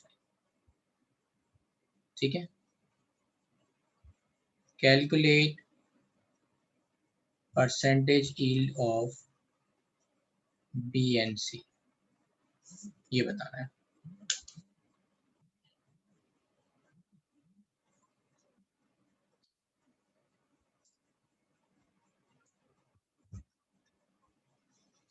कितने परसेंट B बना, कितने परसेंट C।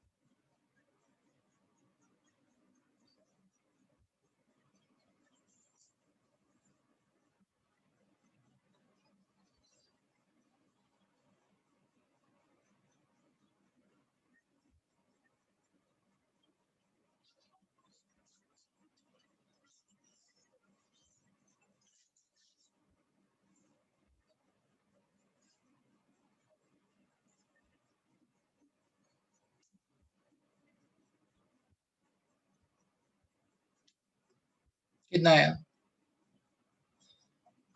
अच्छा, कुछ फ्रैक्शन में आएगा, राइट। 2/11 ऐसा कुछ करके आएगा, I think.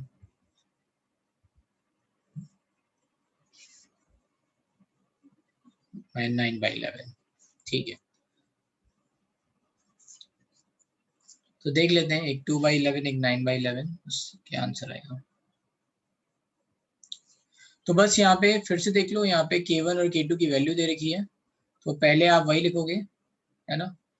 dV/dt is nothing but 1/2, dV/dt is nothing but K1A।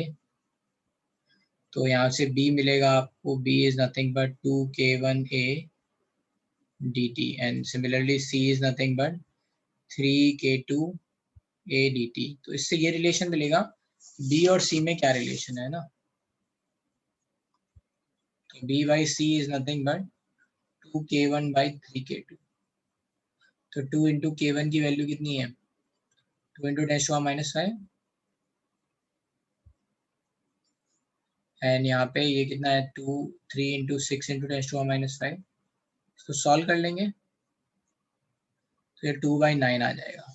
बस तो आपको परसेंटेज भी निकालना है, तो क्या हुआ, percentage B is nothing but B divide by B plus C into 100। तो बस 2/, जब यहाँ पे अगर ये B 2 हो जाएगा तो C 9 हो जाएगा, तो यहाँ पे 2/11 इंटू 100, एंड परसेंटेज C क्या हो जाएगा, है ना, C divide by B plus C into 100, 9/11। तो ऐसे आप परसेंटेज यील्ड बता सकते हो कि B कितना बनेगा, C कितना बनेगा, लाइक दैट। ठीक है भाई, कोई दिक्कत? सर एक छोटा सा चीज पूछना था, इसमें भी देखो और पहले वाले सब में भी देखो, B/C का रेशियो जो है ना, K1/K2 के अलावा तो उसके स्टोइकियोमेट्रिक का रेशियो ही आ रहा है ना। हाँ, तो क्या जनरलाइज बोल सकते हैं कि उसके करेक्ट, हाँ बोल सकते हैं, बिल्कुल। Thank you sir. तो आपको याद होगा जब हमने बताया था, तो हमने बोला था कि ये 2K1 एक नया K बन जाएगा, है ना, तो इस स्टोइकियोमेट्री से मल्टीप्लाई होगा। तो हमेशा आपको ध्यान रखना है, कोई भी कॉम्प्लिकेटेड केस में इसको एक नया K बना के आप जितने भी आपने फॉर्मूले देखे वहां पे K डाल दो, फिर बाद में वैल्यू डाल दो, है ना। That is going to be, let's say 2K1। ये पहले हम बता चुके हैं जब स्टोइकियोमेट्री से मल्टीप्लाई करेंगे, ठीक है। चलो अभी दूसरा केस है, और दूसरा केस है सिक्वेंशियल केस, है ना, कि अगर मान लो एक से B बन रहा है और B से फिर C बन रहा है, ठीक है। तो ये सबसे ज्यादा आपको, है ना, ऐसा दिखेगा जैसे मान लो यूरेनियम है, वो अल्फा डिके देके मान लो, है ना, थोरियम में कन्वर्ट हुआ, और थोरियम फिर कोई और अल्फा या बीटा डिके करके कुछ और बना रहे हैं, right. So you can see a sequential reaction is happening, A से B बन रहा है और B से C बन रहा है। तो case 2 is nothing but sequential first order reaction, sequential first order reaction चल रही है यहाँ पे। तो ये कैसे हो जाता है, sequential first order reaction, A से मान लो B बन रहा है, और बी से मान लो सी बन रहा है, ठीक है, ए से बी और बी से सी, लेट्स से K1 और K2, यहाँ पे ऐसा कुछ है। तो t इक्वल्स टू 0 पे लेट्स से हम ये मान लेंगे कि केवल और केवल यही दे रखा है, ये 0 है और ये भी 0 है। t इक्वल्स टू t पे क्या होगा, मान लो x ये खत्म हुआ, x खत्म होने से x बना, बट साइमल्टेनियसली ये रिएक्शन भी चालू हो गई, तो लेट्स से z खत्म हो गया, और इस x माइनस z को हमने यहाँ पे लिख लिया y। तो किसी टाइम t पे b की कंसंट्रेशन क्या है y, c की कंसंट्रेशन क्या है z, और a की कंसंट्रेशन क्या है a माइनस x। समझ में आ रही है बात?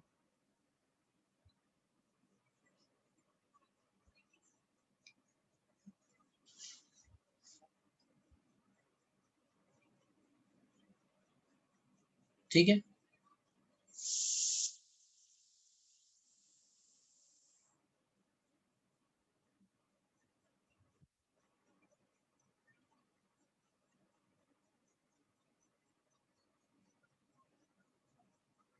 चल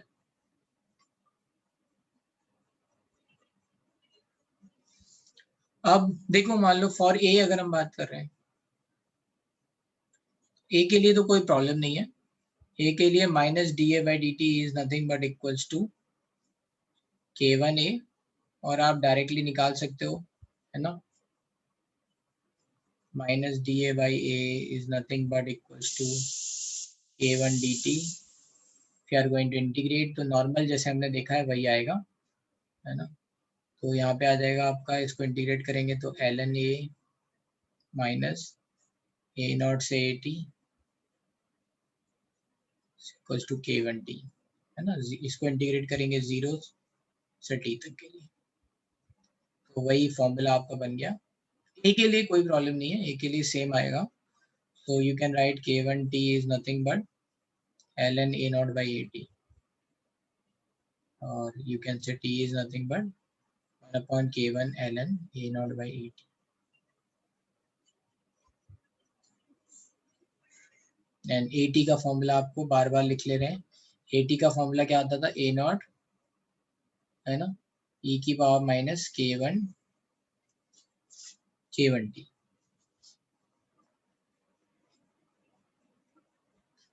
ठीक है, ये एक फॉर्मूला। और x का फॉर्मूला क्या आता था, a not 1 minus e to power minus K1 t। ये फॉर्मूले और दो देख लेते हैं, ठीक है। हाँ, कोई डाउट पूछ लेता? सर वो इक्विलिब्रियम कैसे सेट हुआ नहीं समझा। इक्विलिब्रियम कहाँ सेट हुआ? सर मतलब वो आपने किया ना। ए हाँ से सर। बी बन रहा है, बी से सी बन रहा है। तो मान लो बी जो है ना, किसी टाइम पे एक्स बना होगा तो खत्म भी तो हो गया होगा, मान लो जेड खत्म हो गया, यस सर।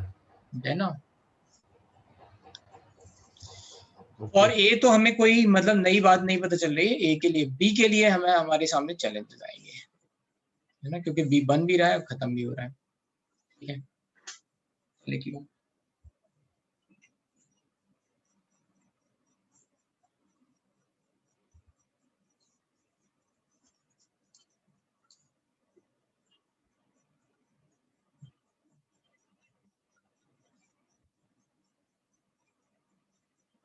ठीक है।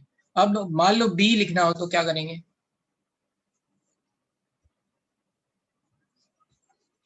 और बी,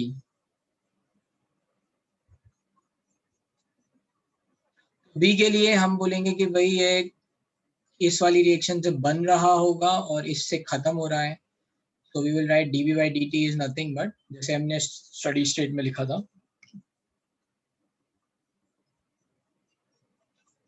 K1A माइनस K2B, ठीक है। अब यहाँ पे प्रॉब्लम है कि यहाँ पे ये A लिखा है, यहाँ पे ये B लिखा हुआ है, so what we are going to write, सबको, है ना, x के टर्म्स में डाल दें, x या y जो भी दे रखा है।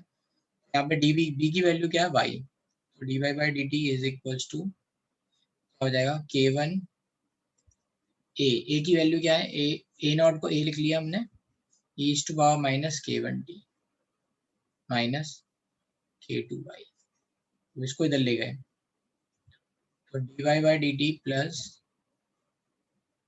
k2y इक्वल्स टू k1a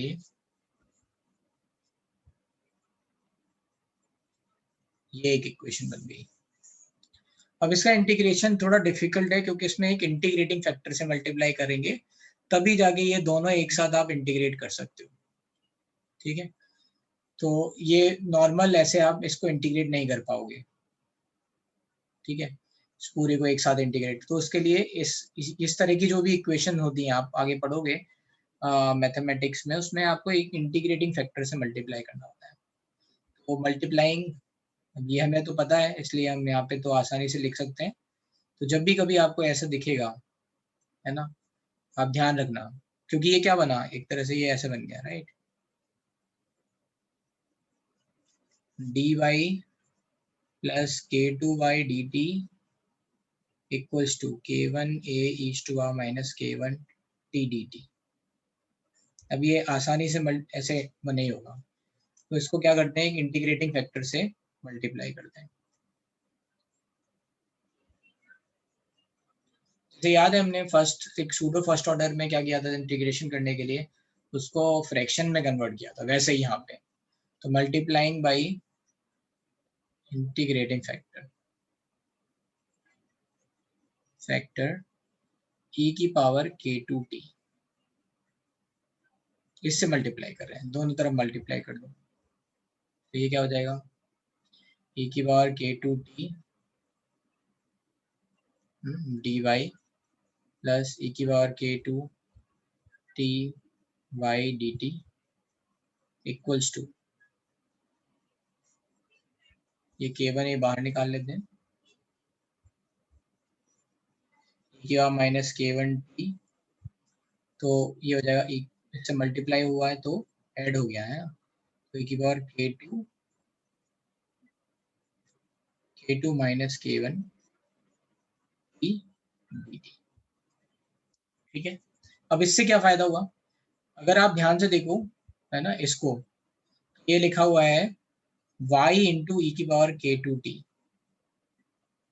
का differentiation, D by D T of y into k की पावर y इंटू ई की पावर k2t का डिफरेंशिएशन क्या होगा, तो लिखेंगे अपन, क्या लिखेंगे इसमें, right, so we are going to write इसको, ये आ जाएगा आपका,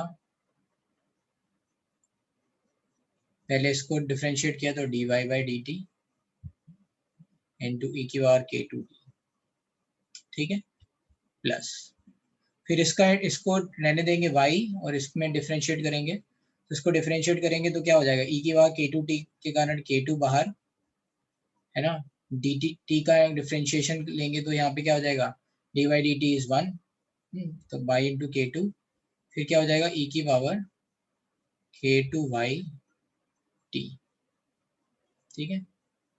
अब इसको यहाँ से एलसीएम ले लोगे तो ये आ जाएगा dy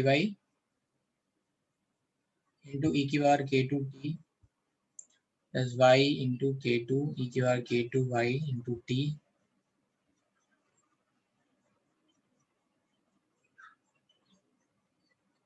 सॉरी मैंने यहाँ क्या किया, ये y कहाँ से आ गया, y नहीं आएगा ना, k2t आएगा, है ना, k2t, ये आ जाएगा dy इंटू ई की power k2t plus y into k2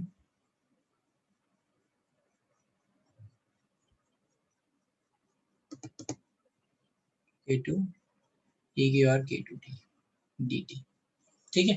तो हमने जब मल्टीप्लाई किया था यहाँ पे e की पावर k2t dy k2y, है ना, यहाँ पे k2y और है, यहाँ लिख लेते हैं k2y इंटू e की पावर k2t इंटू dt, ये आ गया। तो कुल मिला के क्या है, ये जो फैक्टर है जो आपका यहाँ पे इंटीग्रेट नहीं हो पा रहा था, अब ये इंटीग्रेट हो सकता है, क्यों, क्योंकि ये एक तरह से लिखा हुआ था, है ना, D by D T of this, इसका इंटीग्रेशन लेंगे तो इंटीग्रेशन और ये दोनों बातें एक दूसरे से कैंसिल कर देंगे, इंटीग्रेशन डिफरेंशिएशन, राइट। मैं क्या कह रहा हूँ फिर से समझते हैं, थोड़ा सा यहाँ पे ये थोड़ा सा स्टेप थोड़ा सा ट्रिकी है, आई विल राइट अगेन। यहाँ से ये जो बना हमारा, इसको डायरेक्टली आप इंटीग्रेट नहीं कर सकते, इसके लिए हम एक मल्टीप्लाइंग फैक्टर से मल्टीप्लाई कर रहे हैं, तो मल्टीप्लाई कर दिया, तो ये हुआ e की बार k2t dy, फिर लिखा हुआ है k2y e की बार k2t dt, ठीक है। और ये आ गया आपका इंटीग्रेशन में, k1a बाहर ले लेंगे, e की पावर k2t से मल्टीप्लाई करेंगे तो ये पावर जुड़ जाएंगी, तो k2 माइनस k1t dt, ठीक है। अब जैसे अगर मान लो कहीं पे ये लिखा हो integration of, let's say integration of dy by dx of x square, मान लो ऐसा कुछ लिखा हो, तो dy by dx की वैल्यू क्या बनेगी 2x, और 2x का इंटीग्रेशन क्या बनेगा, अगर 2x का इंटीग्रेशन ले लेंगे तो x square by 2 x square बन जाएगा। इसका मतलब है ये दोनों साइन एक दूसरे को कैंसिल आउट कर देंगे, इंटीग्रेशन डिफरेंशिएशन, है ना, समझ आ रही है बात, ये बात समझ में आई ना, ये इंटीग्रेशन डिफरेंशिएशन का साइन एक दूसरे को कैंसिल आउट कर देंगे, आपको ये एक्स स्क्वायर मिल जाएगा, राइट। तो बस यहाँ पे भी यही काम कर रहे हैं, ये जो हमने मल्टीप्लाइंग फैक्टर डाला है, इससे हम ये इस इक्वेशन को सिंपल कर सकते हैं। ये सिंपल में बन के क्या बनेगी, ये इक्वेशन बनेगी dy dt, मतलब dy dt of y into E to power k2t, ये बनेगी, है ना। करके देख लेते हैं इसका डिफरेंशिएशन, तो इसका डिफरेंशिएशन करेंगे तो क्या बनेगा, फिर से देख रहे हैं, सो dy by dt into E की पावर k2t, ठीक है, प्लस, राइट, फिर क्या होगा यहाँ पे, इस ये तो y ऐसे ही रहेगा, इसका इंटीग्रेशन लेंगे, इसका डिफरेंशिएशन लेंगे तो k2 बाहर आएगा, फिर रह जाएगा ये e की पावर k2t, है ना, बस इतना रह जाएगा। तो अब अगर फिर से इसको इधर लेके गए तो ये dt यहाँ से मल्टीप्लाई होकर इधर भी पहुंच गया, तो ये आ गया dy e की power k2t plus y into और k2y इंटू e की पावर k2t dt, ये मिल गया, और यही आपका यहाँ पे एक्सप्रेशन लिखा हुआ है, ठीक है। तो यहाँ से इसका मतलब क्या होगा, इन सब इस पूरे का मतलब ये क्या हुआ, ये this is equals to y into E की पावर k2t, इसका मतलब ये हुआ, है ना, ये दोनों कट जाएंगे यहाँ से, राइट, तो ये आ गया, ठीक है, इतना समझ में आ रहा है। बस इस एक्सप्रेशन की वैल्यू, इसको सिंप्लीफाई कर लिया, ये आ गया आपका हेंस, ये तो ब्रैकेट में डाल देना है, तो इसको अगर करेंगे तो ये आ जाएगा y इंटू ई की पावर k2t इक्वल्स टू, है ना, इसको अब डिफरेंशिएट करोगे, इंटीग्रेट करोगे तो ये क्या आ जाएगा आपका के टर्म्स में k1a divide by k2 minus k1 e की पावर k2 माइनस k1, है ना, t, राइट, प्लस c, इस वाले फैक्टर में हम लिमिट नहीं लगा पाए हैं, इसलिए यहाँ पे एक टर्म कांस्टेंट टर्म आएगा c, है ना, y के लिए हमने लिमिट नहीं लगाई, हमने नॉर्मल लेट्स इंटीग्रेशन लिया है विदाउट लिमिट,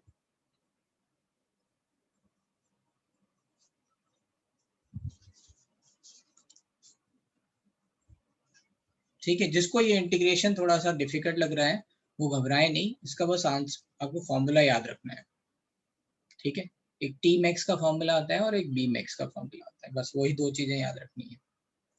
तो सी ये यहाँ पे ये कांस्टेंट टर्म आ गया, इसको कैसे निकालेंगे, अब डाल देंगे लिमिट, लिमिट क्या डालेंगे, टी इक्वल्स टू 0 पे, है ना, टी इक्वल्स टू 0 पे y इक्वल्स टू क्या था, 0 था, तो बस है T equals to 0 y was 0, तो डाल देंगे यहाँ पे, तो ये तो हो गया 0 इंटू ई की पावर 0 1, तो 0 equals to k1a k2 minus k1, और ये e की पावर 0 0, तो e की पावर 0 1 प्लस c, तो c की वैल्यू क्या होगी, c is nothing but minus k1a divide by k2 minus k, ठीक है, इतना समझा रहे हैं।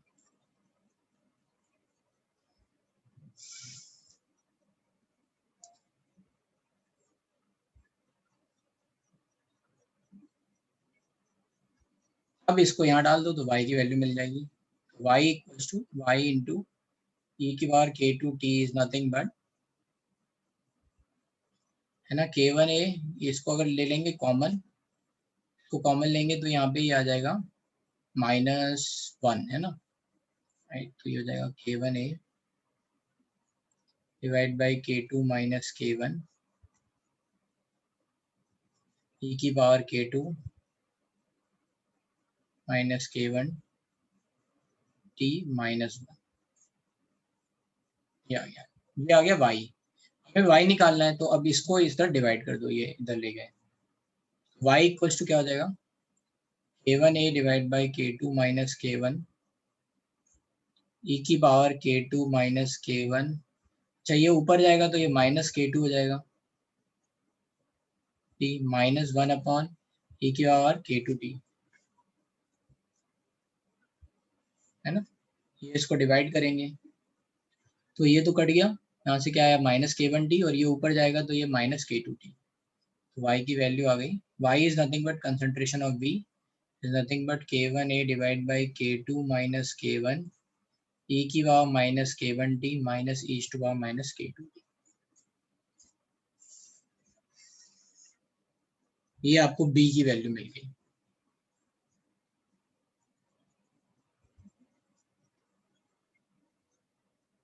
ठीक है, ये थोड़ा सा डिफिकल्ट था, इसमें आपको पहले इंटीग्रेटिंग फैक्टर से मल्टीप्लाई करना पड़ेगा, then you can let's say solve that differential equation. ठीक है, उस डिफरेंशियल इक्वेशन को आप सॉल्व कर पाओगे, और फिर आपको यहाँ पे एक कांस्टेंट टर्म से की भी वैल्यू निकालनी पड़ेगी। या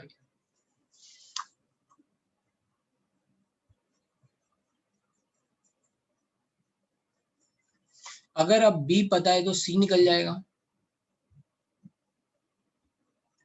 हाँ, टफ है आज का क्लास, इंटीग्रेशन वगैरह ये सब है ना, इसलिए। और आपने भी पूरा इंटीग्रेशन अभी पढ़ा नहीं है, तो ये थोड़ा टफ तो जाएगा ही।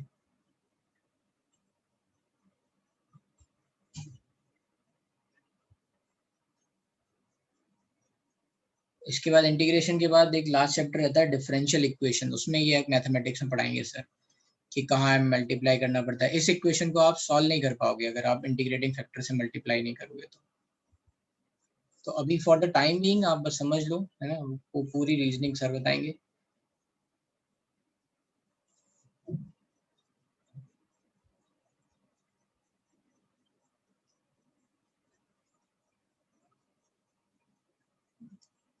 ज़्यादा छोटा हो गया ना, चलो।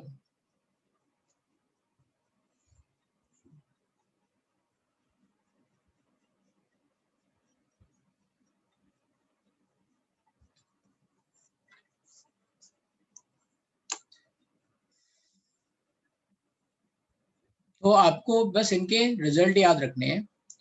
जैसे अगर आप पुराना वाला केस देखो जहाँ पैरेलल था, तो आपको याद रखना है परसेंटेज बी और परसेंटेज सी कैसे निकालते हैं, परसेंटेज यील्ड, है ना, बस वही आपको याद रखना है। और अगर आप देखोगे उसमें आपको और क्या याद रखना है, टीवी के बारे में याद रखना है कि टी इफेक्टिव क्या होगा, राइट। तो फॉर्मूले याद रखने हैं, ठीक है। अब यहाँ पे बात आती है कि ये तो हमें बी का फॉर्मूला मिल गया, सी का फॉर्मूला कैसे होगा। तो अगर हमें फॉर सी लिखना है तो हम क्या लिखेंगे, D C by D T equal to K two B, है ना। बी आप निकाल चुके हो, है ना, तो मैं लिख देता हूँ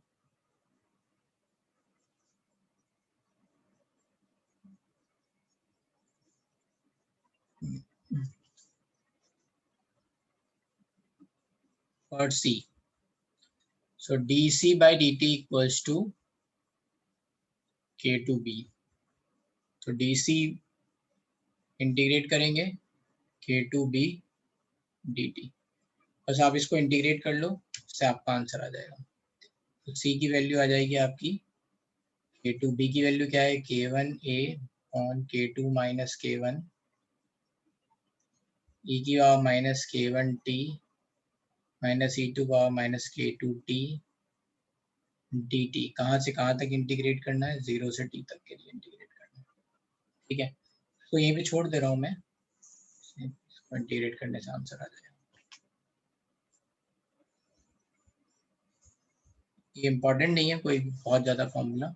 इसको टीज के लिए इंटीग्रेट करेंगे, माइनस k1 बाहर आएगा, ऐसे ये k2 बाहर आएगा, फिर लिमिट लगा लेंगे तो इससे आंसर आ जाएगा। ठीक है, यहाँ पे छोड़ दिया है।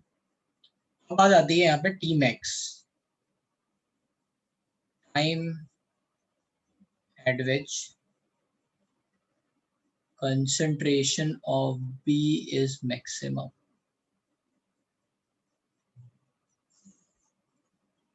Time at which concentration of B is maximum, that means dV by dt equals to 0।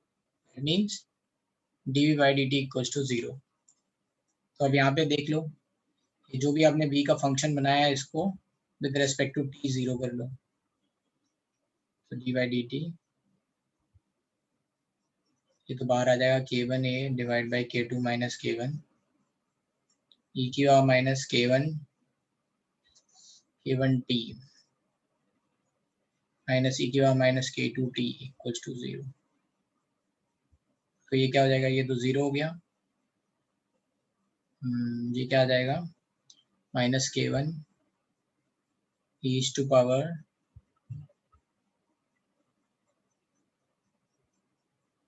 Minus k1t, फिर इसका differentiation minus plus k2 to power minus k2t equals to 0।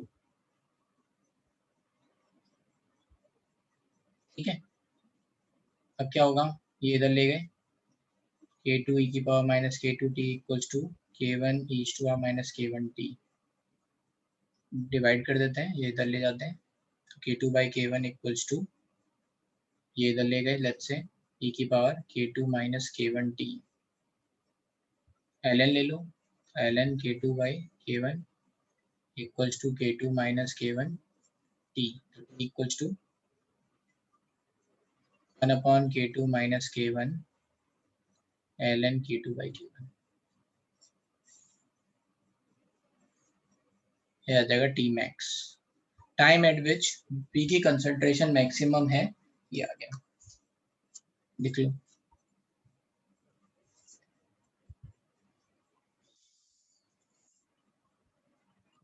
ये याद रखना है, ये वाला फॉर्मूला इंपॉर्टेंट।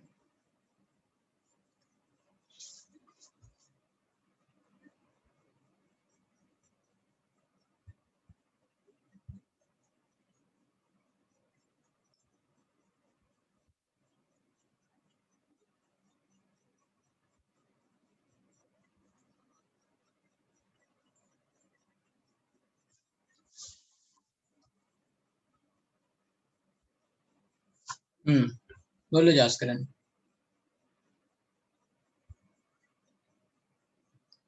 देखो ये कहाँ पे दे रखा है, मैं आपको यहाँ पे बुक में भी बता देता हूँ।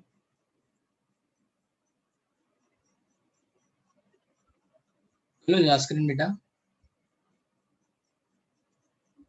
सर सर वो एक बार आप खाली वो बता सकते हो कि सर अगर स्टोइकियोमेट्री में चेंज होगा तो वो टी के फॉर्मूला में क्या मैनिपुलेट करना पड़ेगा?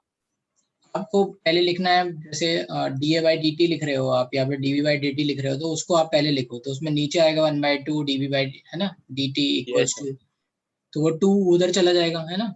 अच्छा ओके, तो सर तो अब 2k1 समथिंग आने लग गया आपका, तो 2k को आपने एक नया कांस्टेंट लिख लिया, लेट्स से k डैश। हाँ हाँ k सर डैश। समझ गया। फिर आपके जो पुराने लेट्स से फॉर्मूले हैं उन सब में आपने k1 डैश के टर्म्स में लिख लिया, फिर k1 डैश को आपने 2k1 लिख लिया। यस सर समझ गया, थैंक यू सर। तो अभी मैं दिखा रहा हूँ कि कहाँ पे है ये वाला पार्ट, है ना, ये कुछ यहाँ पे है ऐसे।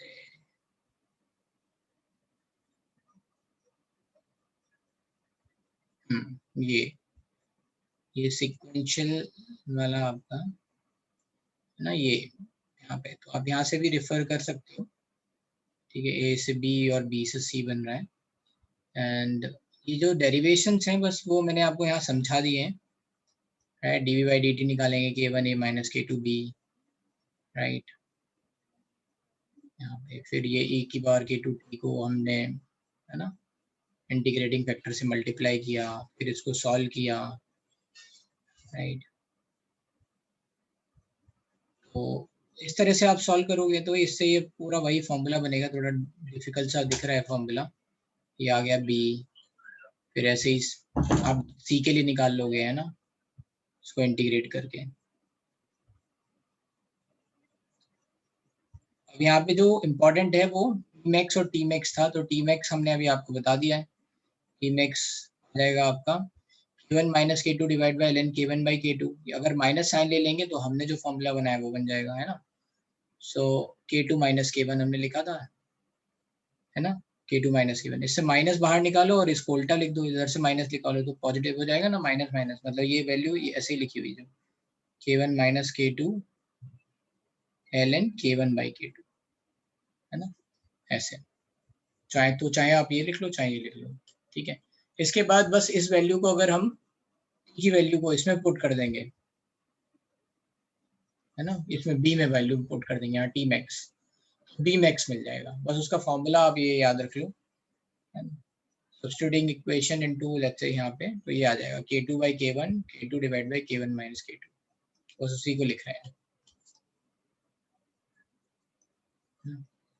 Substituting value of t max into v, b max equals to a k2 by k1 की power k2 divide by k1 minus k2। एक बार देख लेते हैं, k2 k1 माइनस k2, ठीक है, यही फॉर्मूला है। बस इस वैल्यू को आप पुट करोगे तो इससे आपको आंसर मिल जाएगा। बस तो ये दो फॉर्मूले आपको याद रखने हैं, बी मैक्स टी मैक्स, इसमें बस और कुछ नहीं याद करना है। और इस तरह से अपना केमिकल काइनेटिक्स खत्म हो गया। एक और है, लेट्स से एक और डेरिवेशन है, बट वो मतलब उसको पढ़ करा देंगे, उसमें इक्लोरियम वाला आता है तो वो भी बता देंगे।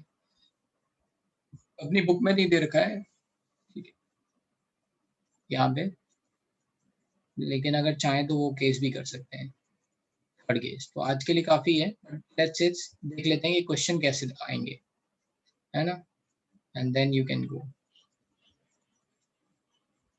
तो अपन कहाँ थे, 70 समथिंग पे थे, है ना, 70।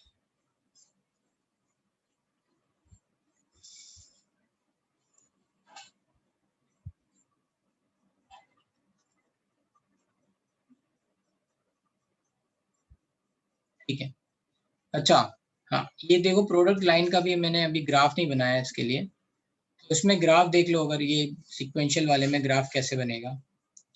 और ठीक है, तो इसमें आते हैं केसेस आते हैं। जैसे अगर केस 1 हम ले रहे हैं और हम ये मान रहे हैं कि k1 is much greater then k2, मान लो ये मान रहे हैं, ठीक है, k1 is much greater then k2 मान लो, ये केस मान लिया, ठीक है। तो इसका मतलब क्या है कि A से B बनने वाली रिएक्शन बहुत फास्ट होगी और B से C जो रिएक्शन है वो स्लो होगी, ठीक है। इतनी बात समझ आ रही है, A से B बनने वाली रिएक्शन बहुत फास्ट होगी और B से C वाली स्लो होगी। तो इसमें जो ग्राफ बनेगा वो कैसा बन जाएगा, A से A जल्दी से खत्म होगा, है ना, A बहुत जल्दी से रैपिडली खत्म होगा, ऐसा जल्दी से खत्म हो जाएगा।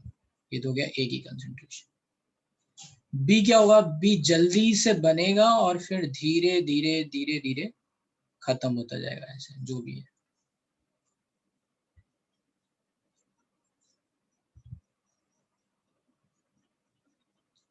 है ना, ऐसे मान लो ये बी होगा।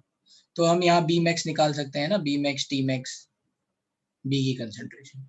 और सी क्या होगा, सी धीरे धीरे धीरे धीरे बनता रहेगा, राइट। सी क्या होगा, धीरे धीरे धीरे धीरे ये बनता जाएगा।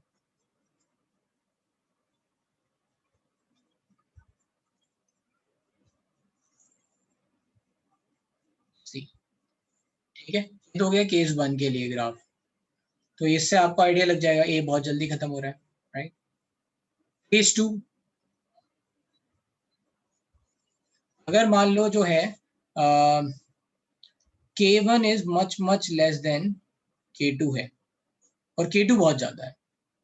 तो K2 बहुत ज्यादा है, इसका मतलब क्या हुआ, जैसे ही B बनेगा पूरा का पूरा खत्म हो जाएगा, है ना। B की कंसंट्रेशन कम ही रहेगी, क्या अफेक्ट पड़ेगा, ये तो धीरे धीरे खत्म ही हो रहा है, ऐसे लाइक दिस। और B क्या हो रहा है, B थोड़ा थोड़ा सा बनेगा फिर एकदम से खत्म हो जाएगा, ये A B, क्योंकि जैसे जैसे आपका, है ना, B की कंसंट्रेशन बढ़ेगी और C एकदम खत्म होना चालू होगा और ये C बनता जाएगा, ऐसे ग्राफ आएंगे। तो यहाँ पे भी एक ग्राफ दे रखा है ये, for the reaction A plus B plus CD the variation of concentration of product with the time is given by the curve। अच्छा, तो देखो A खत्म हो रहा है यहाँ, तो ये तो सिंपल है, A और B खत्म हो रहे हैं,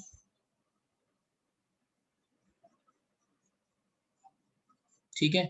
तो ये X या X, अच्छा एक minute, the variation of concentration with time is given by the curve।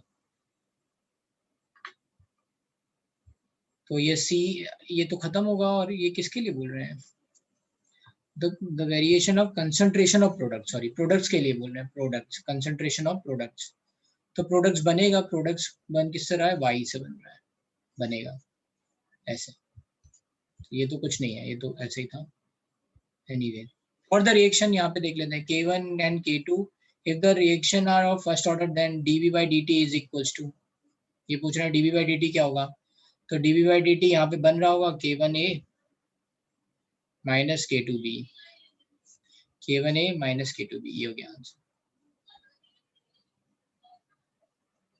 ठीक है। For a reaction dx by dt equals to, dx by dt मतलब dA by dt पूछ रहे हैं, ठीक है। तो यहाँ पे ये K1 और K2 में जा रहा है, तो dA by dt यहाँ पे भी खत्म हो रहा है, यहाँ पे भी खत्म हो रहा है, तो ये क्या हो जाएगा, minus K1 plus K2A,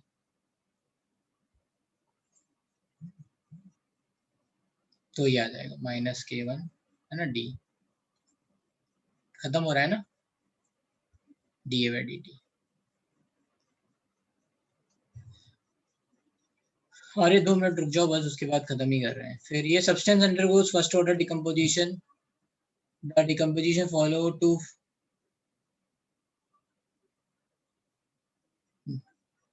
follows to parallel first order reaction as A से गया B, और ये K1 और K2 की वैल्यू दे रखी है आपको, परसेंटेज पूछा है, निकाल लोगे V by C, राइट।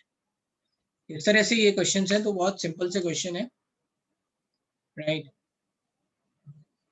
इसको डिस्कस कर लेंगे नेक्स्ट क्लास में, आप ये पूरा करके लेके आना, कहाँ तक, ऑब्जेक्टिव एंड सब्जेक्टिव करके लेके आना यहाँ 101 तक, और सब्जेक्टिव कितने हैं, नेक्स्ट क्लास में टाइम है ना, बीच में वीकेंड है, तो इतना आप कर लेना कम से कम। ये कुछ क्वेश्चन ऑलरेडी डिस्कस हो चुके हैं 66 तक, ठीक है, यहाँ तक 66 तक कर लेना, फिर देखेंगे कि कितने रह जाएंगे, एक एडवांस रह जाएगा, गेट इक्वल टू JE, ज्यादा नहीं है फिर क्वेश्चन बच्चे, ठीक है। ये बेसिक आपको, ठीक है, तो इतना कर लेना, देखते हैं फिर मिलते हैं, ठीक है। और कोई डाउट, चलो बाय। केमिकल काइनेटिक्स खत्म हो गया।